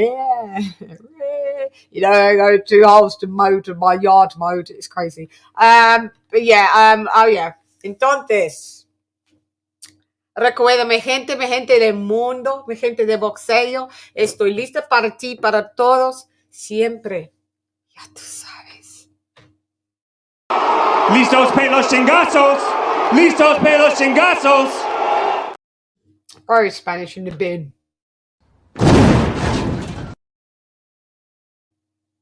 Please get the fuck out of here, man. It's my night. Facts matter. So if we're going to have a conversation, we have to agree that there's some things that are just true. Facts and data matter. Finish him. Anyway, I am that bitch. Always been that bitch. Always will be that bitch. Even though sometimes I want to take a day off for being that bitch. But you know, I gotta be it sometimes. You know. You're saying boxing, we don't get paid for overtime, do we? But anyway, I am the female Spengali. It's tight, you suck at life, you don't want a round 3.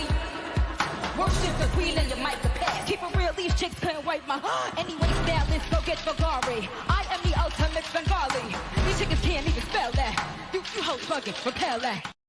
Oh yeah, guys, I'm going back into the BBC One Extra Studios to go and do another freestyle.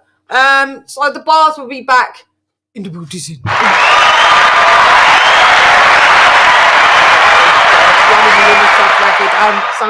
Yeah, I've got actually today where I'll not talk about boxing and actually write some bars again. Yeah, I mean, getting pen out. Getting pen. I don't actually write it down on pen. I've been writing my bars on phones. I got years of bars on my phone. Anyway, so yeah, get the phone out. So stand by. There's some new music. I promise. I know it drags, but sometimes you have to concentrate on kind of like one lane and one craft and one career. So you're not a jack of all trades and a master of none. Yeah, I mean, so that is not what I'm about. So, guys, I would like to thank you very, very much. You lot have been amazing. It's always fun hanging out with you guys. It's always fun hanging out with y'all. You know what I mean? It always is. And we did a 3-hour show. Muy interesante. Pero está bien. Okay, so, guys, I'm gone. Anyway, I'm gone. How you going? It's LadyChanDUndem nonetheless. Catch me. There's no boxing this weekend. Oh, God. If you lot want to live stream from me, an impromptu, let me know. Tell me. I won't come on unless you tell me. So go in the comments and let a bitch know. Okay, anyway, I'm gone. How you going? Listen to LadyChanDUndem nonetheless. Come watch with Shan. God, this has been fun. Thank you for everybody on the panels. Thank you for the the super chats, and thank you for your time, effort, and energy. Jan! Wow, 3 hours was in the building. But Lady Shan needs to leave the building. Jan! Lady Shan!